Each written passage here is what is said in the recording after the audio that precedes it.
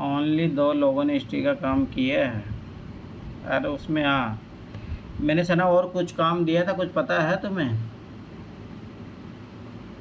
और हिस्ट्री में मैंने क्या काम दिया था बताइए। विपिन चंद्रा का दिया था, और वो जो त्रिपाठी है उसमें दिया था कि रीड करना है, और एक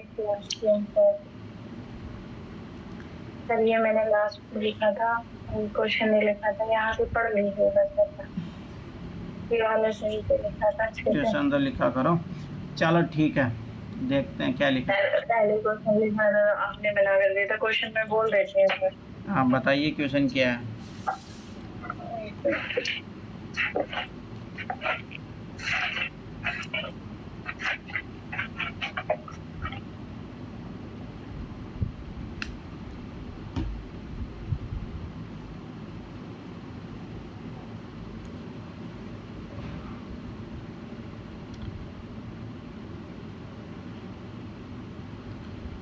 अरे बताइए क्या था क्वेश्चन, कहाँ भाग गई? सर एक मिनट देख रही हूँ पता नहीं। सर पहला क्वेश्चन ये था कि क्या आपको लगता है अंग्रेजी शासन सभ्यता का प्रतीक था और अंग्रेजी शासन से पहले सारा अंधकार का दौर था, इसका संख्या आलोचनात्मक नहीं है। ठीक है, देखते हैं। नहीं अंग्रेजी शासन ऐसे ही लिखा है। ठीक है, नहीं अंग्रेजी शासन सभ्यता प्रतीक हो सकता है, लेकिन ये कहना कि अंग्रेजी शासन से पहले अंधकार था यह उचित नहीं है। उदाहरण स्वरूप समझने का प्रयास करते हैं। प्राचीन महान हत्या सम्राट अशोक, धम्मचक्र, परिवर्तन नीति, शांति के प्रतीक आदि। चाणक्य, मौर्य साम्राज्य, राजनीतिक सलाहकार, अर्थशास्त्री, बुद्ध, बौद्ध धर्म के संस्थापक और महान आध्यात्मिक नेता जिनके सिद्धांतों का प्रभाव विश्व भर में है। ऋषि मुनि और दार्शनिक, मध्यकालीन भारतीय महान स्थितियाँ, सम्राट हर्षवर्धन एक प्रभावशाली साथी जिसने कला, साहित्य, विज्ञान का संरक्षण दिया। विभिन्न भक्ति आंदोलन जिन्होंने हिंदू धर्म में भक्ति भावना का प्रचार किया, सामाजिक धार्मिक सुधारों को बढ़ावा दिया। भारत में हालांकि कुछ कुरीतियाँ थी जैसे बाल विवाह, सती प्रथा, जातिवाद, छुआछूत आदि, लेकिन कुछ महान विचारक, शास्त्र, वैज्ञानिक, शिक्षक आदि भी थे। निष्कर्ष कौन लिखेगा? सर ये मैंने ऐसे ही लिख दिया था, मतलब मुझे पॉइंट निकालने थे, ये सही लिखा है। उपनिवेशन की प्रक्रिया वो होती है जब कोई शक्तिशाली देश किसी अन्य देश या राष्ट्र पर राजनीतिक, आर्थिक, सामाजिक, सांस्कृतिक नियंत्रण स्थापित करता है। सही है। प्रोसेस क्या होती है इसकी? खोज और अन्वेषण। 15वीं शताब्दी में यूरोपीय शक्तियाँ पुर्तगाल, स्पेन आदि समुद्री मार्ग से एशिया, अफ्रीका पहुंची। व्यापार से राजनीतिक नियंत्रण। 17वीं-18वीं सदी में ईस्ट इंडिया कंपनी डच जैसी व्यापार के साथ सैन्य शक्ति से नियंत्रण करने लगी। प्रत्यक्ष उपनिवेश। इंग्लैंड, फ्रांस आदि ने अफ्रीका, एशिया, लैटिन अमेरिका में प्रत्यक्ष शासन स्थापित किया। ठीक है। इसके प्रभाव क्या होते हैं तो मैंने बताया था, इसका पॉजिटिव नेगेटिव दोनों प्रभाव रहेगा। आधुनिक शिक्षा विज्ञान का पश्चात तो लिखिए ना। विज्ञान का पश्चात, प्रेस प्रिंटिंग, आधुनिक विश्वविद्यालय, तकनीकी अवशोषण, रेल, डाक, टेलीग्राम, वैश्विक संपर्क, अंतर्राष्ट्रीय व्यापार नेटवर्क, राष्ट्रवादी चेतना का विकास, स्वतंत्र आंदोलन का जन्म। आर्थिक प्रभाव, उपनिवेश कच्चे माल की आपूर्तिकर्ता, तैयार माल के बाजार बने। पारंपरिक उद्योगों का विनाश, भारत का कपड़ा उद्योग, उपनिवेश से यूरोप को समृद्धि हुई। राजनीतिक प्रभाव, स्थानीय शासन और साम्राज्य कमजोर पड़े, कृत्रिम सीमाएं, आज भी संघर्ष।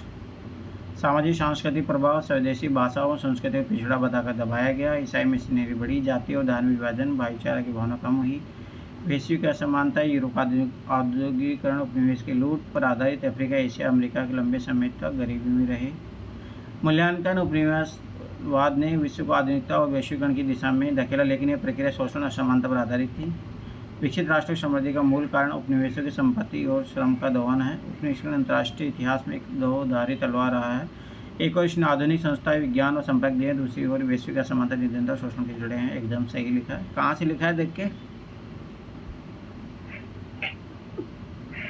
बताइए, उसमें कोई दिक्कत नहीं है।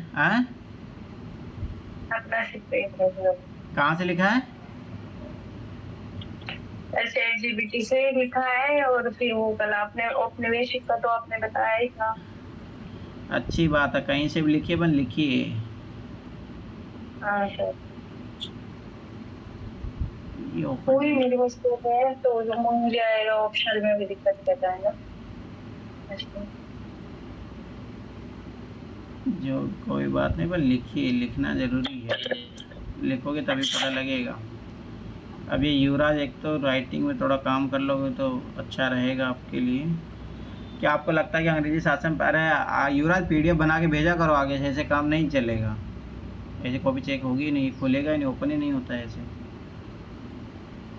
PDF आई है तब भी ओपन क्यों नहीं हो रहा? शेयर एक्सपोर्ट एडिट, इसमें पेन चलता ही नहीं।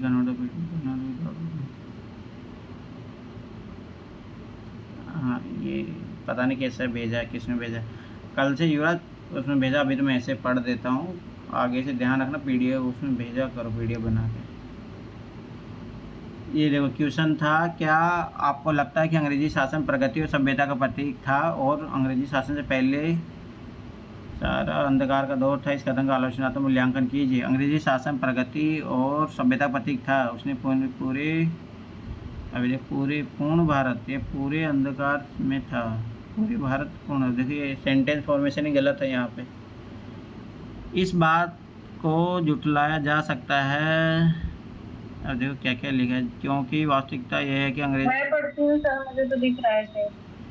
अच्छा पढ़िए आप। अरे छोड़ो, मैं पढ़ रहा हूँ।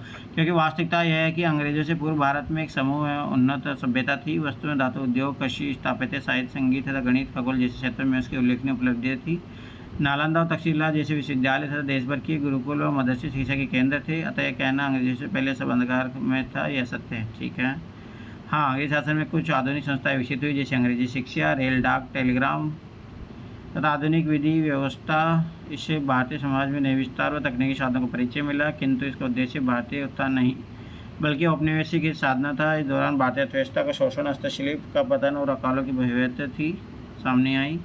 भारतीय पुनः जागरण के सुधारक राजन रॉय, विद्याचंद्र, विवेकानंद समाज। अतः ये कदम औपनिवेशिक, ये क्या है भाई, मात्र है भारत प्राचीन से सभ्य समर्थ था। अंग्रेज शासन ने कुछ नहीं समझता, परंतु प्रगति सभ्यता को वास्तविक समाज के आत्म। देखो इसमें क्वेश्चन ये है भाई कि आपको लगता है अंग्रेजी शासन प्रगति और सभ्यता का प्रतीक था और अंग्रेजी शासन से पहले सारा अंधकार का दौर था? तो बस वही है कि ऐसा नहीं था कि अंधकार का दौर था, कुछ कमियां थी, वो अंग्रेजी शासन काल में भी रही। ठीक है, और उससे पहले भी अच्छा ये थी, अंग्रेजी शासन काल में भी अच्छा ये रही। तो मूल्यांकन के तौर पे आप यही कहोगे कि ऐसा भी नहीं है कि अंग्रेजी शासन सभ्यता का ही प्रतीक था। कुछ तत्व हमें एंशिएंट और मिडिवल काल में भी देखने को मिलते हैं। अंग्रेजी शासन काल में भी अपने को नई आधुनिक शिक्षा, नए आधुनिक विचार ये भी देखने को मिलते हैं। ठीक है, तो वही है कि इसने काउंटर देने पड़ेंगे आप लोग। देखो मैं फिर बताऊँ, जब देख के लिखो ज़्यादा अच्छा होगा कि आप लिखिए। अभी ओनली 2 लोगों ने लिखा है और तो सब भागते हैं क्लास से। अरे मैं पहले बता रहा हूँ, मैं भगा दूंगा क्लास से, कोई मतलब है नहीं ऐसे फालतू में। औपनिवेशीकरण की प्रक्रिया क्या होती है और इसके प्रभाव को मूल्यांकन कीजिए। तो पहले तो आप डिफाइन करोगे इसमें औपनिवेशीकरण की प्रक्रिया क्या है, तो प्रोसेस बताओगे, फिर इसके प्रभाव पॉजिटिव नेगेटिव क्या रहे उसके बारे में बताओगे। औपनिवेशीकरण वह प्रक्रिया जिसमें एक शक्तिशाली राष्ट्र किसी दूसरे क्षेत्र पर राजनीतिक, आर्थिक और सांस्कृतिक नियंत्रण स्थापित करता है। भारत सहित एशिया और अफ्रीका के अनेक देशों ने यूरोपीय उपनिवेशवाद को झेला है। औपनिवेशीकरण की प्रक्रिया अन्वेषण व व्यापार, नए व्यापार मार्गों और संसाधनों की खोज, राजनीतिक प्रभुत्व, युद्धों व संधियों के माध्यम से स्थानीय शासकों का पराजित, सत्ता पर नियंत्रण, आर्थिक दोहन, कर प्रणाली, कृषि शोषण, कच्चा माल निर्यात और तैयार, सामाजिक सांस्कृतिक, पाश्चात्य शिक्षा, धर्म प्रचार और जीवन शैली का प्रसार, सकारात्मक। अब देखो इसने मतलब इसका रिप्रेजेंटेशन का तरीका अच्छा है। सकारात्मक पक्ष, राष्ट्रीयता सत्यता आंदोलन का उदय, संवैधानिक लोकतांत्रिक विचारों का परिचय, आधुनिक शिक्षा, तकनीकी, रेल, टेलीग्राम। नकारात्मक पक्ष, आर्थिक शोषण और पारंपरिक उद्योग का विनाश, राजनीतिक, भाषा व साहित्य परंपरा को उपेक्षा, जातीय धार्मिक संघर्ष। ये अच्छा लिखा है इसने। औपनिवेशीकरण की प्रक्रिया व्यापारी संबंधों से शुरू होकर राजनीतिक, आर्थिक शोषण, सांस्कृतिक वर्चस्व तक पहुंची। वहीं दूसरी आधुनिक चेतना राष्ट्रीय आंदोलन के लिए प्रेरित भी हुई। आज भी नए उपनिवेशवाद के रूप में यह प्रभाव वैश्विक राजनीतिक अर्थव्यवस्था में देखा जा सकता है। बढ़िया है, ये क्वेश्चन अच्छा लिखा है। और सब लिखे। अनु तुमने क्यों नहीं लिखा? तुम तो बोल रहे चलो सीसेट का, अभी जीएस से क्यों नहीं किया तुमने काम? सर आज से करूँगा। आगे लापरवाही नहीं चलेगी, ठीक है। चलो ये कहाँ गई? एनसीईआरटी भेजा तो था मैंने इस ग्रुप में, नहीं भेजा था क्या मैंने? भेजा था मैंने शायद, इसमें 6th-12th क्लास नहीं भेजा है तो ये रही। आज चलेगा चैप्टर 2। अरे हाँ, वो सना वो काम क्यों नहीं किया? मैंने इनका जितने भी वाइसराय गवर्नर थे उनके बारे में बोला था, जो भाई एनसीईआरटी में दिया है, पीपीटी में भी क्वेश्चन आता है, मेंस में भी क्वेश्चन आता है। कब करोगे? कंप्लीट कर लूं, उसके बाद मैं कर लूंगी हिस्ट्री साथ में कर लूंगी। जो काम बोला जा रहा साथ के साथ काटे जाओ, उसमें इतना कुछ था नहीं उसमें। चलो, व्यापार से साम्राज्य तक कंपनी की सत्ता स्थापित होती है, मतलब ये के बाद है 1498 में आते हैं ना। और कंपनी की स्थापना कब होती? कंपनी अंग्रेजों को, जैसे ये से तो वास्को डी गामा आता है ना 1498 में, ये लोग 1500 के समथिंग आते हैं अंग्रेज। 1600 में 1500 में आते हैं, 1600 में आते हैं? 1600 में आते हैं अनु बताइए कब आते हैं अंग्रेज? सर। 1600 में आते हैं। ऐसा तो 1600 से पहले आते हैं सर, क्योंकि ईस्ट इंडिया कंपनी की स्थापना हो गई थी इस समय 1600। ठीक है, ठीक है, तो 1600 में आते हैं। और साम्राज्य माना जाता है प्लासी के युद्ध के बाद। ठीक है, मतलब 150 साल में इन्होंने वहाँ तक पहुँचा। ठीक है, देखते हैं अब क्या कमियां रही, वो सब सारी चीज़ें आएगी इसमें। मुग़ल बादशाहों में औरंगजेब आखिरी शक्तिशाली बादशाह था।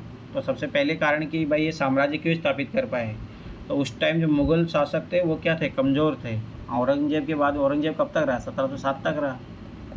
उसके बाद में जो भी शासक आए, कोई 10 साल कोई 15 साल ऐसे ही शासक करते रहे, मजबूत शासक नहीं थे और उनका दूरदृष्टिता नहीं थी कि वो पूरे भारत को यूनाइट करके साथ में लेके चले। औरंगजेब ऐसा था जो पूरे लगता था कि पूरे इंडिया पे ऑक्यूपाई करें। उन्होंने वर्तमान भारत के एक बहुत बड़े हिस्से पर नियंत्रण स्थापित कर लिया था। 1707 में उनकी मृत्यु के बाद बहुत सारे मुग़ल सूबेदार और बड़े बड़े जमींदार अपनी ताकत दिखाने लगे थे। अब देखो यही होता है जब एक, जैसे अभी देखो ना, खुद ही देखना, अभी जैसे अमेरिका है, जब तक अमेरिका का वर्चस्व था तो कोई किसी की हिम्मत नहीं होती थी, पर ना आजकल अमेरिका को टक्कर दे रहा है चाइना। अब जैसे पहले रशिया था, रशिया का डिक्लाइन हो गया 1991 के बाद में, जब वो टूट जाता है तब यूएसआर का विघटन हो जाता है। अभी चाइना का उद्भव हो रहा है, अब यूएसए को चैलेंज मिल रहा है। अब इसके कारण जैसे रशिया भी अपने आप को पावर घोषित करना चाह रहा है, इंडिया भी चाहता है। तो ये होता है जब एक सब मतलब एक लीडरशिप ख़त्म होने लगती है या उसके बराबर कोई चीज़ आ जाती है तो ऑटोमेटिक उसका प्रभुत्व तो कम हो जाता है।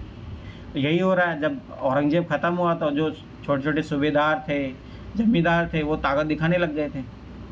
उन्होंने अपनी क्षेत्रीय रियासतें कायम कर ली थी। जैसे जैसे विभिन्न भागों में ताकतवर क्षेत्रीय रियासतें सामने आने लगी, दिल्ली अधिक दिनों तक प्रभावी केंद्र के रूप में नहीं रह सका। तो इससे समझ में आता है कि एक मजबूत नेतृत्व होना बहुत ज़रूरी है। 18वीं सदी के उत्तरार्ध तक राजनीतिक क्षितिज पर अंग्रेजों के रूप में एक नई ताकत उभरने लगी थी। ठीक है, क्या आप जानते हैं कि अंग्रेज पहले एक छोटी सी व्यापारिक कंपनी के रूप में भारत आए थे और यहाँ के इलाकों पर कब्जे में उनकी ज़्यादा दिलचस्पी नहीं थी। तो फिर ऐसा कैसे हुआ कि एक दिन वे इस विशाल साम्राज्य के स्वामी बन बैठे? इस अध्याय में आप देखेंगे और कैसे। तो ये चीज़ याद रखना, इसमें यही है। तो ये क्वेश्चन लिख सकते हो यहाँ पे, क्वेश्चन मतलब आगे आपको चैप्टर में मिलेगा भी। एक मिनट रुको।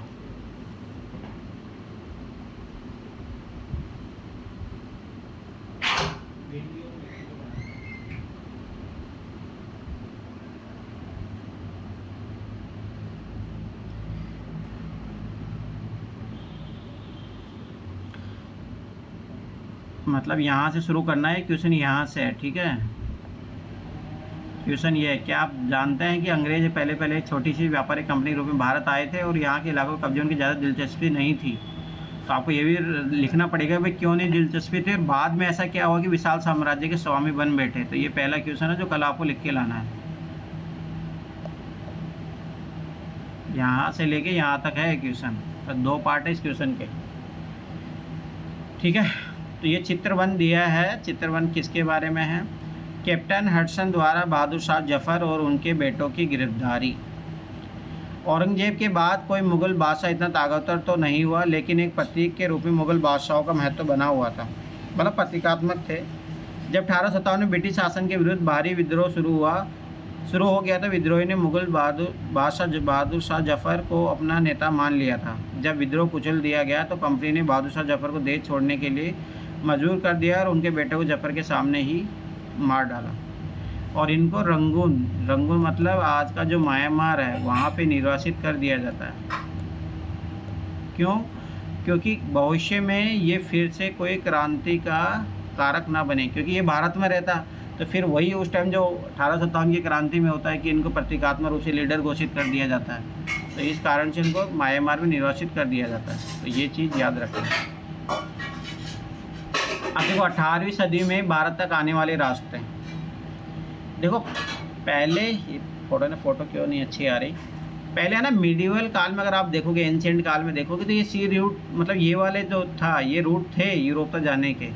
परंतु क्या होता है जब ऑटोमन साम्राज्य उस टाइम याद रखना तुर्की का विघटन होता है और इनका ईसाई वर्सेस जो मुस्लिम धर्म और ईसाइयों के बीच में युद्ध होता है ना, इसके कारण ये सारे रास्ते ब्लॉक हो जाते हैं। इसीलिए जो वास्को डी गामा जो है 1498 में नया सी रूट खोजता है। अब ये देखो उस टाइम यही व्यापार का था, सी रूट ही था, ये वाला नहीं था। ठीक है, तो ये चीज़ याद रखना।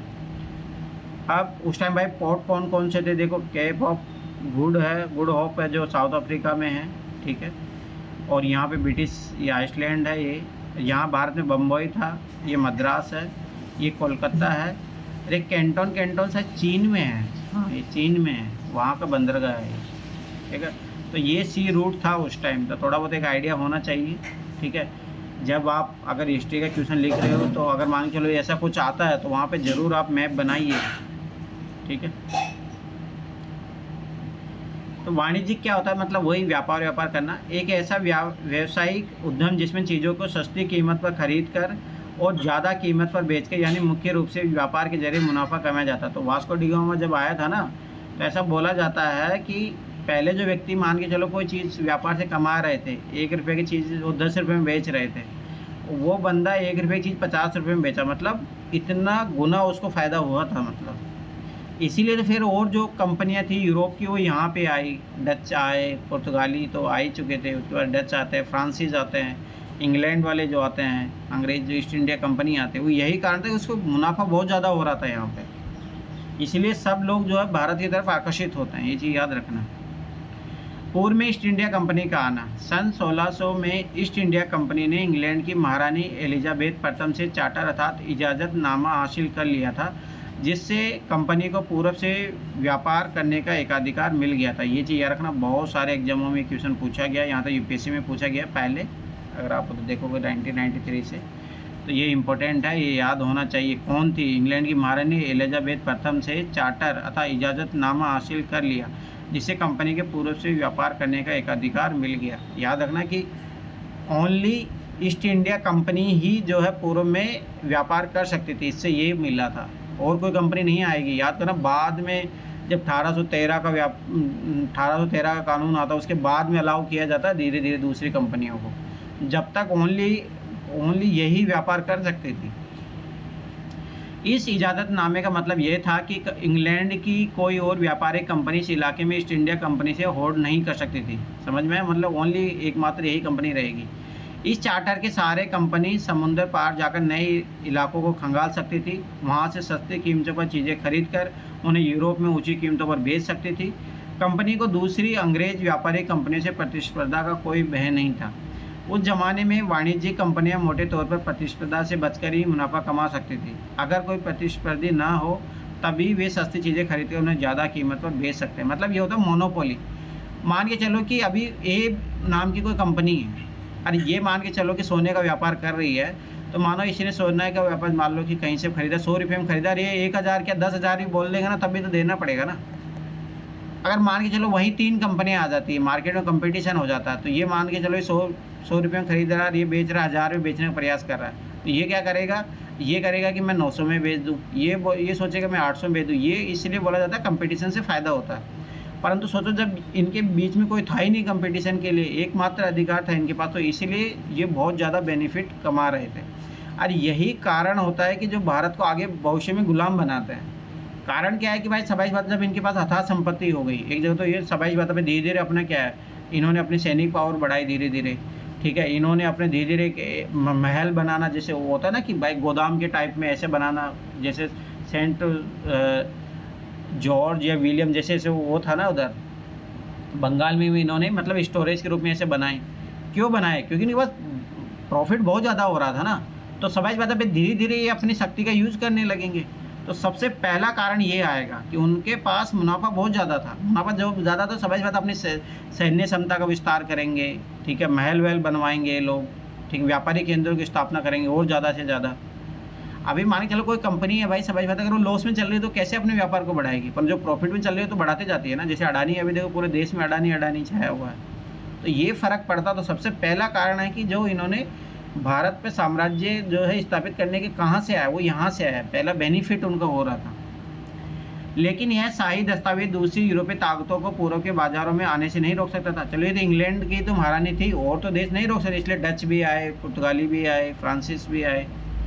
जब तक इंग्लैंड के जहाज अफ्रीका के पश्चिमी तट को छूते हुए केप ऑफ गॉड होप का चक्कर लगाकर हिंद महासागर पार करते, तब तक पुर्तगालियों ने भारत के पश्चिमी तट पर अपनी उपस्थिति दर्ज करा दी थी। और ऐसे भी अब पता है कि पुर्तगाली तो सबसे पहले आ गए थे यहाँ पे।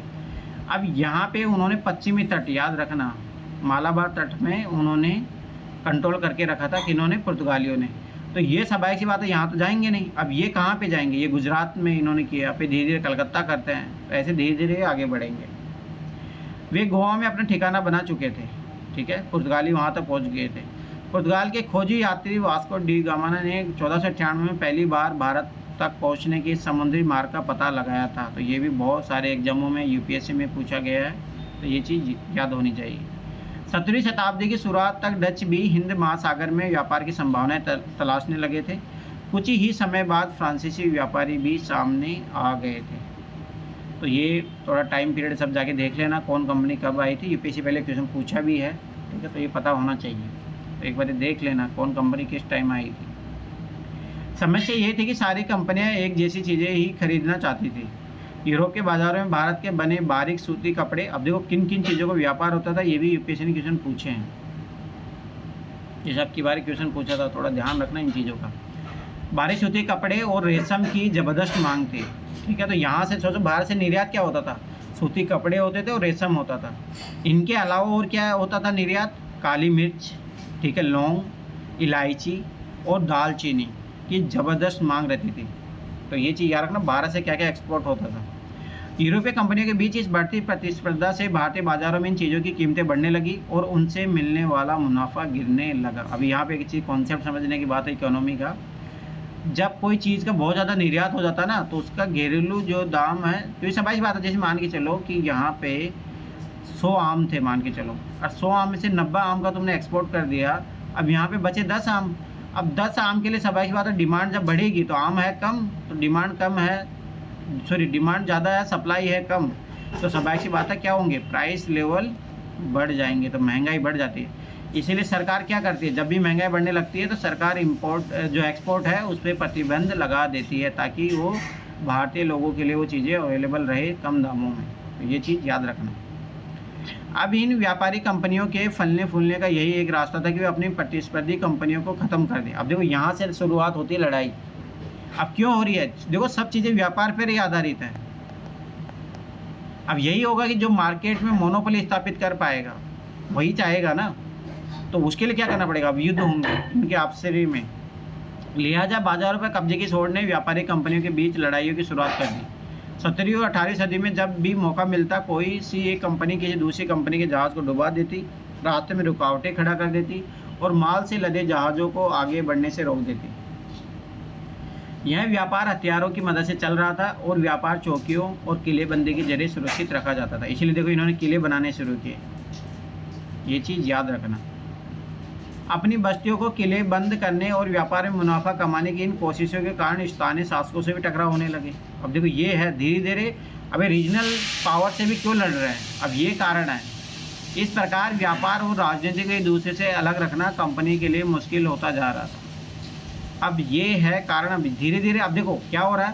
पहली बात, इनका कंपनी जो मान के चलो डच कंपनी है, फ्रांसीसी कंपनी, इनसे झगड़ा हो रहा है। अब धीरे धीरे ये जो यहाँ के स्थानीय शासक है उनसे झगड़ा हो रहा है। अब ये पहले तो क्या चाहेंगे, कंपनियां खत्म हो, दूसरा स्थानीय शासक खत्म हो, ताकि हमारे एक छत्र साम्राज्य स्थापित हो।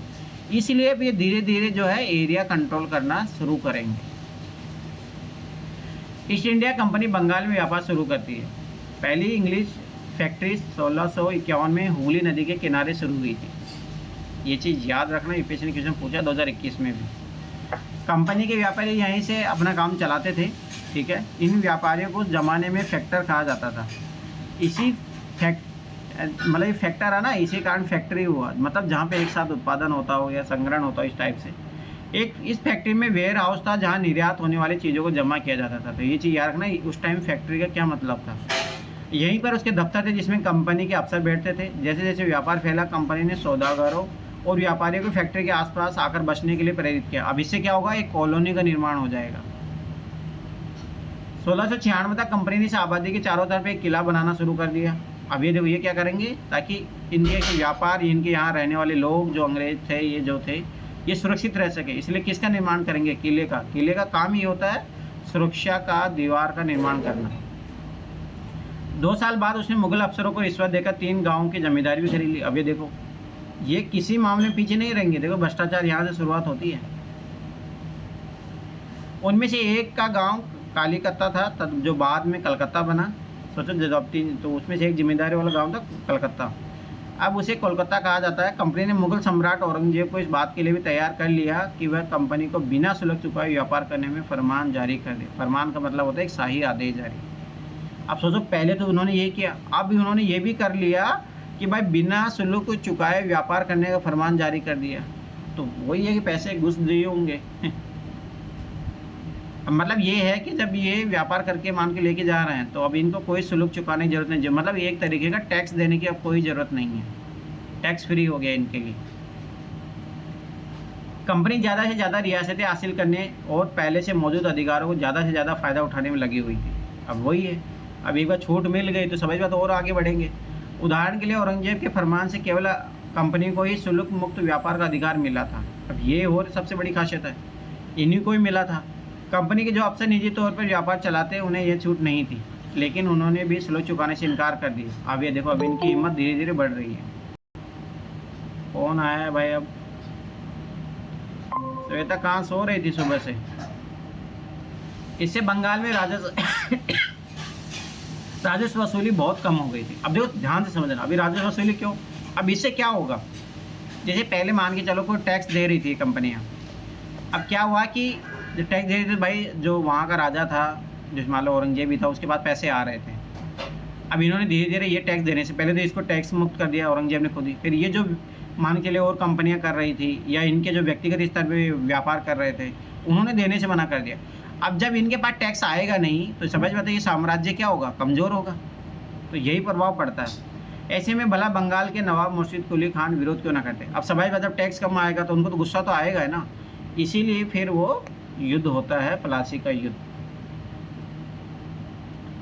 अभी देखो, यहाँ पे दिखाया गया ऐसे मैप में कैसे उस टाइम का व्यापार होता था।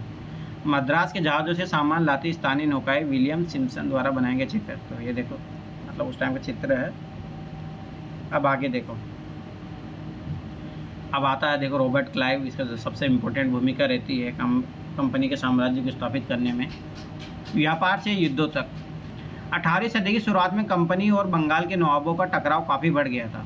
सबाई से बढ़ेगा, ये टैक्स भी नहीं दे रहे हैं, ठीक है, और अपनी मनमर्जी करते जा रहे हैं। औरंगजेब की मृत्यु के बाद बंगाल नवाब अपनी ताकत दिखाने लगे थे। मैं बोला था ना, जब एक मेन साम्राज्य का जो लीडर खत्म हो जाएगा, तो ये जो क्षेत्रीय जो पावर है अपने आप को उभरने के लिए घोषित करती है। सबसे बेस्ट एग्जाम्पल है, आप पॉलिटिकली भी समझ सकते हो।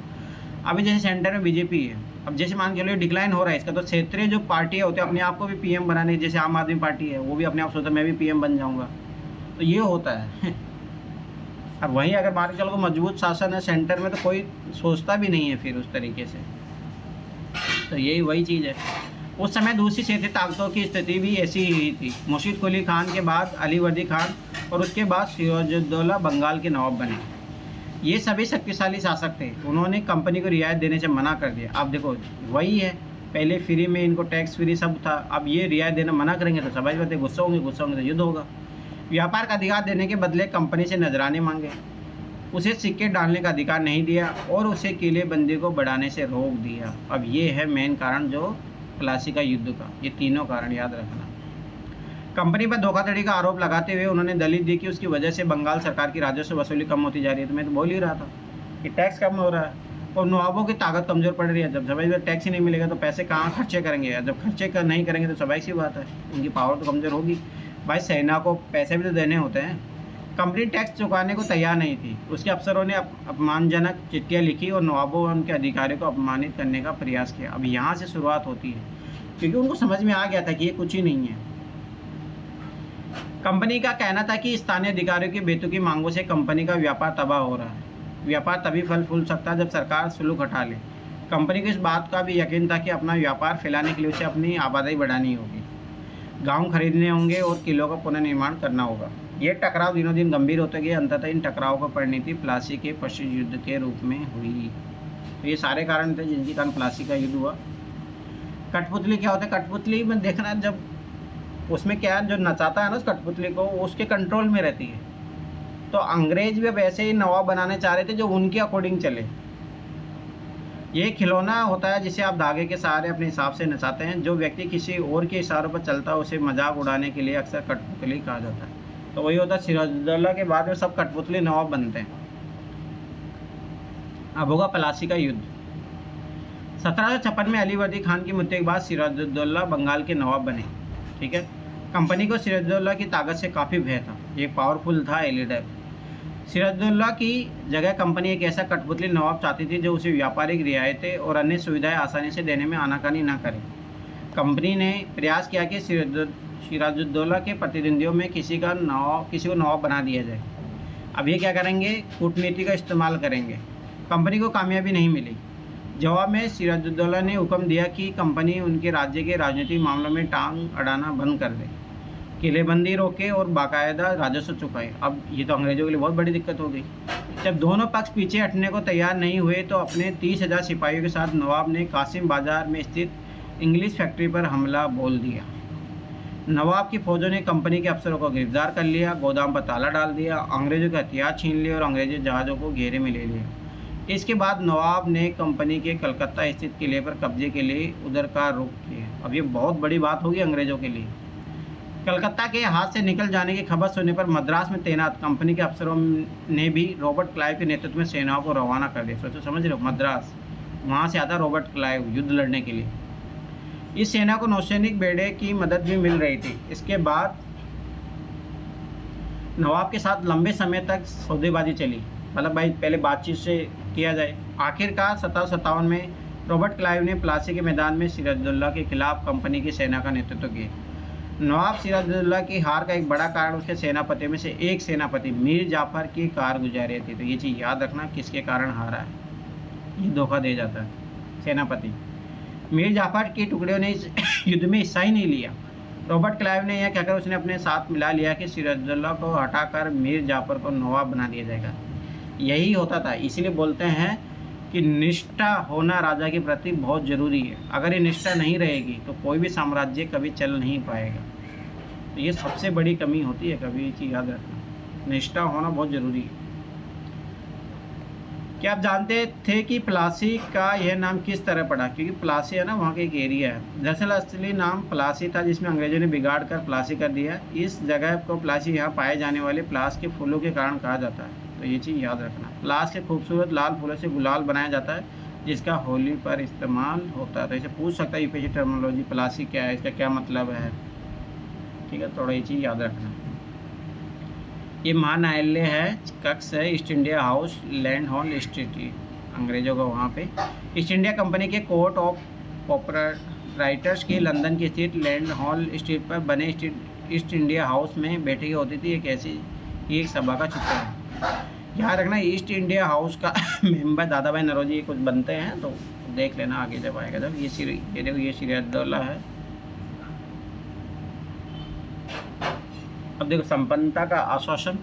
इंग्लैंड के लोग ईस्ट इंडिया कंपनी की शासकीय महत्वाकांक्षा को संदेह और अविश्वास से देखते थे। अब उनको पता लग रहा है ये 1757 में प्लासी का युद्ध लड़ लिए।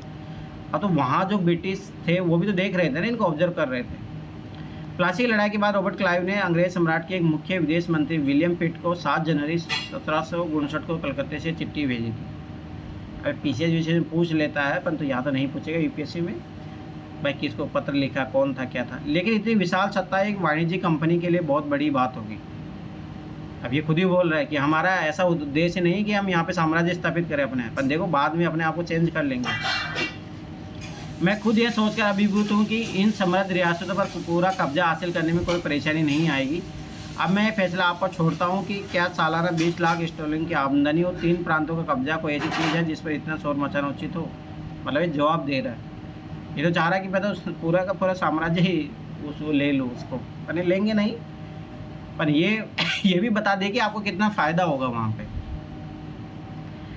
प्लासी की जंग इसलिए महत्वपूर्ण मानी जाती है क्योंकि भारत में कंपनी की पहली बड़ी जीत थी और यहीं से शुरुआत होता है एकदम पैराडाइम शिफ्ट एकदम पूरा। प्लासी की जंग के बाद सिराजुद्दौला को मार दिया गया और मीर जाफर नवाब बना। ये चीज़ याद रखना। कंपनी अभी भी शासन की जिम्मेदारी संभालने को तैयार नहीं थी। उसका मूल उद्देश्य तो व्यापार फैलाना था। देखो अभी तक भी उनका कोई उद्देश्य नहीं है। अगर यह काम स्थानीय शासकों की मदद से बिना लड़ाई लड़े ही किया जा सकता था तो किसी राज्य को सीधे अपने कब्जे में लेने की क्या ज़रूरत थी। ये भी एक बहुत बड़ी बात है। जो काम मतलब इनडायरेक्ट वैसे हो रहा था उनको डायरेक्ट करने की क्या ज़रूरत है। जल्दी ही कंपनी को एहसास होने लगा कि यह रास्ता भी आसान नहीं है। कठपुतली नवाब भी हमेशा कंपनी के इशारों पर नहीं चलते थे। अब इनको दिक्कत होने लग गई। आखिरकार उन्हें भी तो अपने प्रजा की नज़र में सम्मान और संप्रभुता का दिखावा करना पड़ता था। तो फिर कंपनी क्या करती। जब मीर जाफर ने कंपनी का विरोध किया तो कंपनी ने इसे उठाकर मीर कासिम को नवाब बना दिया। तो ये चीज़ याद रखना। देखो सिराजुद्दौला से कौन आया, मीर जाफर, फिर मीर जाफर से मीर कासिम, फिर मीर कासिम से वापस मीर जाफर आएगा। जब मीर कासिम परेशान करने लगा तो बक्सर की लड़ाई 1764 में उसको भी हराना पड़ा। तो ये चीज़ याद रखना। 1764 बक्सर की लड़ाई बहुत इंपॉर्टेंट। इसमें कौन था, मीर कासिम। और दूसरी तरफ अंग्रेजों के साथ कौन दे रहा था, मीर जाफर। उसे बंगाल से बाहर कर दिया गया और मीर जाफर को दोबारा नवाब बनाया गया। ये चीज़ याद रखना। अब नवाब को हर महीने 5 लाख रुपए कंपनी को चुकाने थे। अब ये फिक्स कर लिए भाई तुम कोई भी बनो, हमें उससे मतलब नहीं है, पर हमें पैसे चाहिए। कंपनी अपने सैनिकों खर्चों से निपटने, व्यापारिक जरूरतों तथा अन्य खर्चों को पूरा करने के लिए और पैसा चाहती थी। कंपनी और ज़्यादा इलाके तथा और ज़्यादा कमाई चाहती थी। अब ये कारण है जो आगे साम्राज्य स्थापित करने के लिए उनको मजबूर करेगा। 1765 में जब मीर जाफर की मृत्यु हुई तब कंपनी के इरादे बदल चुके थे। कठपुतली नवाबों के साथ अपने खराब अनुभवों को देखते हुए क्लाइव ने ऐलान किया कि अब हमें खुद ही नवाब बनना पड़ेगा। ये टाइम है, क्योंकि एक तो मीर जाफर भी खत्म हो जाता है, उसका जो बेटा होता है वो बहुत छोटा होता है। तो स्वाभाविक सी बात है उनको लग गया कि इससे बेस्ट मौका नहीं होगा। तो यार रखना 1765 में बनते हैं वहाँ पे। आखिरकार 1765 में मुगल सम्राट ने कंपनी को ही बंगाल प्रांत का दीवान नियुक्त कर दिया। अब ये यहाँ से सबसे बड़ा चेंज होता है। सोचो कि सेंटर से भी अनुमति मिल गई, मतलब दिल्ली से भी अनुमति मिल गई।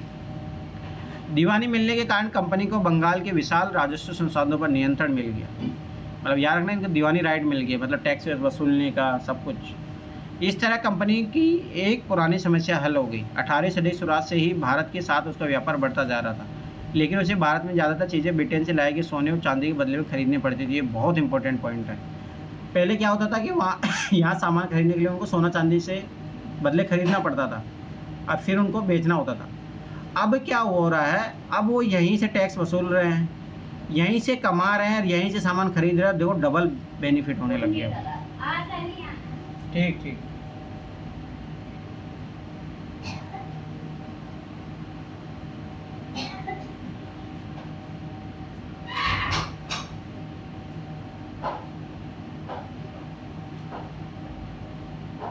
अब यहाँ से देखो बहुत बड़ा चेंज होता है कि उनको अब वहाँ से ब्रिटेन से सोना चांदी भी लाने की ज़रूरत नहीं पड़ेगी। यहीं से टैक्स का जो वसूलेंगे वही उनकी इनकम हो गई। अब इसी इनकम से खरीदेंगे और इसी से प्रॉफिट कमाएंगे। ये बहुत बड़ा कारण होता है कि उनको और मजबूत बनाने के लिए। इसकी वजह यह थी कि उस समय ब्रिटेन के पास भारत में बेचने के लिए कोई चीज़ नहीं थी, इसलिए सोना और चांदी लाते थे। प्लासी जंग के बाद ब्रिटेन से सोने की निकासी कम होने लगी और बंगाल की दीवानी मिलने के बाद तो ब्रिटेन से सोना लाने की ज़रूरत ही नहीं रही। अब भारत से होने वाली आमदनी के सारे कंपनी अपने खर्चे चला सकती थी। इस कमाई से कंपनी भारत में सूती और रेशमी कपड़ा खरीद सकती थी, अपनी फौजों को संभाल सकती थी और कलकत्ते में किले और दफ्तरों के निर्माण को लागत उठा सकती थी। तो कितना बड़ा फ़ायदा ओनली टैक्स से ही। तो ये बहुत बड़ा कारण बनता है। तो इसमें सबसे बड़ी गलती होती है भाई जो नवाब थे उस टाइम दिल्ली में जो बैठे थे, उनको इनको दीवानी राइट देना एक बहुत बड़ा कारण था, ये चीज़ याद रखना। नवाब की शिकायतें क्या थी भाई? 1733 में बंगाल के नवाब ने इंग्लिश व्यापारियों के बारे में ये कहा था। अब देखो ये उस टाइम एनालिसिस कर लिया था कि इन लोगों की क्या सोच है। जब वे पहली बार हमारे देश में आए थे तो उन्होंने सरकार के सामने विनती करते हुए कहा था कि उन्हें एक फैक्ट्री बनाने के लिए थोड़ी सी ज़मीन दे दी जाए। उन्होंने वह ज़मीन तो मिल गई, पर उन्होंने तो वहाँ मजबूत किला ही खड़ा कर दिया।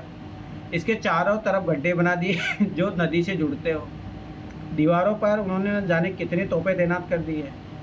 उन्होंने बहुत सारे सौदागरों और अन्य लोगों को अपने मातहत रहने के लिए तैयार कर लिया है और वह 1 लाख रुपए राजस्व वसूल कर रहे हैं। वे असंख्य औरतों और मर्दों को उनके ही देश में गुलाम बनाकर लूट खसोट कर, सोचो यहीं पे इन्होंने पहचान लिया था। वही है कि भारतीय सरकार को मजबूत नहीं था। सिराजुद्दौला जाके जरूर थोड़ा एक्शन लेता है, उससे पहले कोई लेता ही नहीं है। कंपनी के अफसर नवाब बन बैठे। अब ये होता 1765 के बाद में। नवाब बनने का क्या मतलब था? इसका एक मतलब था यही था कि कंपनी के पास अब सत्ता और ताकत थी, लेकिन इसके कुछ और फायदे भी थे। कंपनी को हर कर्मचारी नवाबों की तरह जीने के ख्वाब देखने लगा था और हर कर्मचारी नवाब बन के बैठ गया था। प्लासी के युद्ध के बाद बंगाल के असली नवाबों को इस बात के लिए बाध्य कर दिया कि वे कंपनी के अफसरों को निजी तोहफे के तौर पर जमीन और बहुत सारा पैसा दें। खुद रॉबर्ट क्लाइव ने भारत में बेहिसाब दौलत जमा कर ली थी। ऐसा बोला जाता है कि इसने इतना करप्शन किया था कि जिसकी मतलब सीमा नहीं है। 1743 में जब वह इंग्लैंड से मद्रास अब चेन्नई आया तो उसकी उम्र 18 साल थी। सोचो जब 1743 में जब आया था।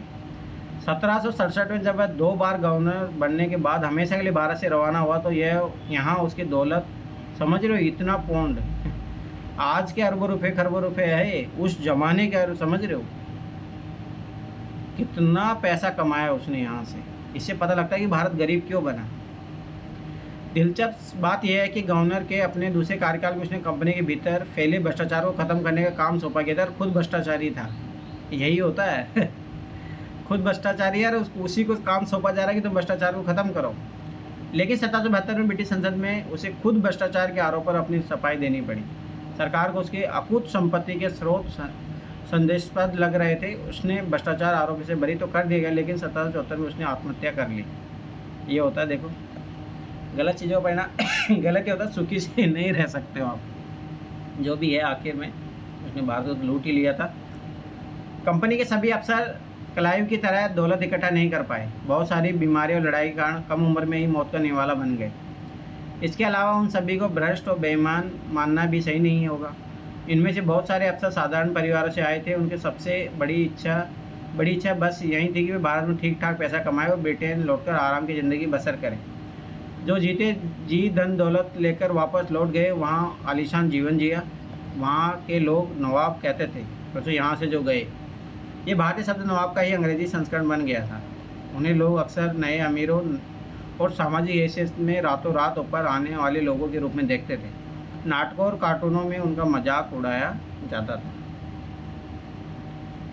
इधर देख लो क्लाइव खुद को कैसे देखता था। संसद की समिति के सामने सुनवाई के दौरान क्लाइव ने कहा था कि प्लासी की लड़ाई के बाद उसने ज़बरदस्त संयम का परिचय दिया। ये देखिए उसने क्या कहा मतलब ये कहना चाहिए मैं तो उसी टाइम कब्जा कर लेता, मुझे इतना इंतजार करने की जरूरत नहीं थी बक्सर के युद्ध तक। उस स्थिति की कल्पना कीजिए जहाँ प्लासी की जीत ने मुझे लाकर खड़ा कर दिया था। एक ताकतवर राजा मेरे इशारों पर चल रहा था, एक संपन्न शहर मेरी दया पर था। सोचो उसने सबसे दौलतमंद महाजन मेरी एक मुस्कुराहट के लिए एक दूसरे की गिरेबान खींच रहे थे। मैं ऐसे खजाने के बीच से गुजर रहा था तो सिर्फ मेरे लिए खुले हुए थे, एक तरफ सोना और दूसरी तरफ जवाहरात। अध्यक्ष महोदय मैं अपने इस संयम को देखकर खुद ही हैरान ये तो खुद बोला कि मेरे पास इतने ऑप्शन थे, उसके बाद भी मैंने कुछ किया नहीं। कंपनी का फैलता शासन अब धीरे धीरे ये आगे बढ़ेगा। यदि हम 1787 के बीच ईस्ट इंडिया कंपनी के द्वारा भारतीय राज्यों पर कब्जे की प्रक्रिया को देखें तो कुछ महत्वपूर्ण बातें सामने आती हैं। किसी अनजान इलाके में कंपनी ने सीधे सैनिक हमला प्राय नहीं किया, डायरेक्ट बसते थे हमेशा। उसने किसी भी भारतीय रियासत का अधिग्रहण करने से पहले विभिन्न राजनीतिक, आर्थिक और कूटनीतिक साधनों का इस्तेमाल किया। देखो ये है इनकी नीति। ऐसा नहीं कि डायरेक्ट जाके युद्ध कर लेंगे, नो, पहले कूटनीतिक तरीके से देखेंगे। बक्सर की लड़ाई 1764 के बाद कंपनी ने भारतीय रियासतों में रेजिडेंट तैनात कर दी। ये कंपनी के राजनीतिक के व्यावसायिक प्रतिनिधि होते थे। ये चीज़ याद रखना, क्वेश्चन पूछा यूपीएससी ने 2018 में। उनका काम कंपनी के हितों की रक्षा करना और उन्हें आगे बढ़ाना था। रेजिडेंट के माध्यम से कंपनी के अधिकारी भारतीय राज्यों के भीतर मामलों में दखल देने लगे थे। अगला राजा कौन होगा, किस पद पर किसको बिठाया जाएगा, इस तरह की चीज़ें भी कंपनी के अफसर ही तय करना चाहते थे। कई बार कंपनी ने रियासतों पर सहायक संधि भी थोप दी। यही यूपीएससी ने 2018 में पूछा है। Is very very important question आएगा इसमें, आगे अच्छे से दिया है पूरा। जो रियासत इस बंदोबस्त को मान लेती थी उसे अपने स्वतंत्र सेनाएं रखने का अधिकार नहीं रहता था। उसे कंपनी की तरफ से सुरक्षा मिलती थी और सहायक सेना के रखरखाव के लिए वह कंपनी को पैसा देती थी। सोचो, सारे पूर्णतः अंग्रेजों पर निर्भर हो गए राजा महाराजा। अगर भारतीय शासक रकम अदा करने में चूक जाते थे तो जुर्माने के तौर पर उनका इलाका कंपनी अपने कब्जे में ले लेती थी। अभी देखो कैसे स्ट्रेटेजिक रूप से धीरे धीरे आराम से आगे बढ़ रहे हैं। उदाहरण के लिए, जब रिचर्ड वेलेजी गवर्नर जनरल बन के आए 1798 से 1805 तक, ये टाइम पीरियड याद रखना है इस गवर्नर जनरल का। उस समय अवध के नवाब को 1801 में अपना आधा इलाका कंपनी को सौंपने के लिए मजबूर किया गया, क्योंकि नवाब सहायक सेना के लिए पैसा अदा करने में चूक गए थे। इसी आधार पर हैदराबाद के कई इलाके भी छीन लेंगे। तो ये चीज़ याद रखना, सहायक संधि से किस किस को कब्जा किया गया। अब यहाँ पे देखो, अपने बेटे और बेटी रेजिडेंट के साथ खड़े नवाब सिराजुद्दौला टिल्ली केटल द्वारा बनाया गया चित्र 1772 का है। बक्सर की लड़ाई के बाद हुई संधियों के फलस्वरूप नवाब सिराजुद्दौला, ये किसका, मीर जाफर का बेटा था, कि ज़्यादातर अधिकार छीन लेंगे। ये बेटा था, कौन था, शायद ये अवध का था ना। एक मिनट, अवध का कौन सा, किसके बारे में बोल रहे हैं? सिराजुद्दौला। सिराजुद्दौला तो ये सर हैदर अली का नाती था। हैदर अली का नाती? Yes sir. अरे मुझे ये बताओ, मीर जाफर का बेटा था या फिर अवध का? याद करो, उस टाइम देखो 3 लोग लड़ते हैं। मलिक मीर कासिम लड़ता है, अवध का वहाँ का एक राजा लड़ता है, और इधर जो है मुगल साम्राज्य लड़ता है। ये मुगल साम्राज्य और एक अवध का जो था, और ये जो ये सुजाउद्दौला नहीं था, वो सिराजुद्दौला था जो भाग कर जाता है, जिसको अवध है, अवध नवाब बोलते हैं। अच्छा, रुको एक मिनट देख ही लेते हैं ना, डाउट नहीं रहना चाहिए। जो इलाहाबाद की संधि हुई थी उन जिन लोगों के बीच, उसी की बात कर रहे हैं ना सर? हाँ, उसमें 3 लोग थे। सर सिराजुद्दौला तो अवध के थे और वो वहाँ के थे। अरे सिराजुद्दौला तो बंगाल के थे। एक मिनट।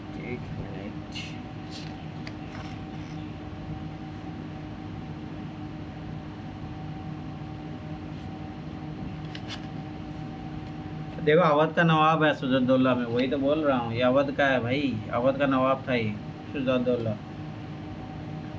याद करो, इसमें 3 लोग लड़ते हैं, मीर कासिम, अवध का नवाब सिराजुद्दौला और मुगल बादशाह शाह आलम द्वितीय।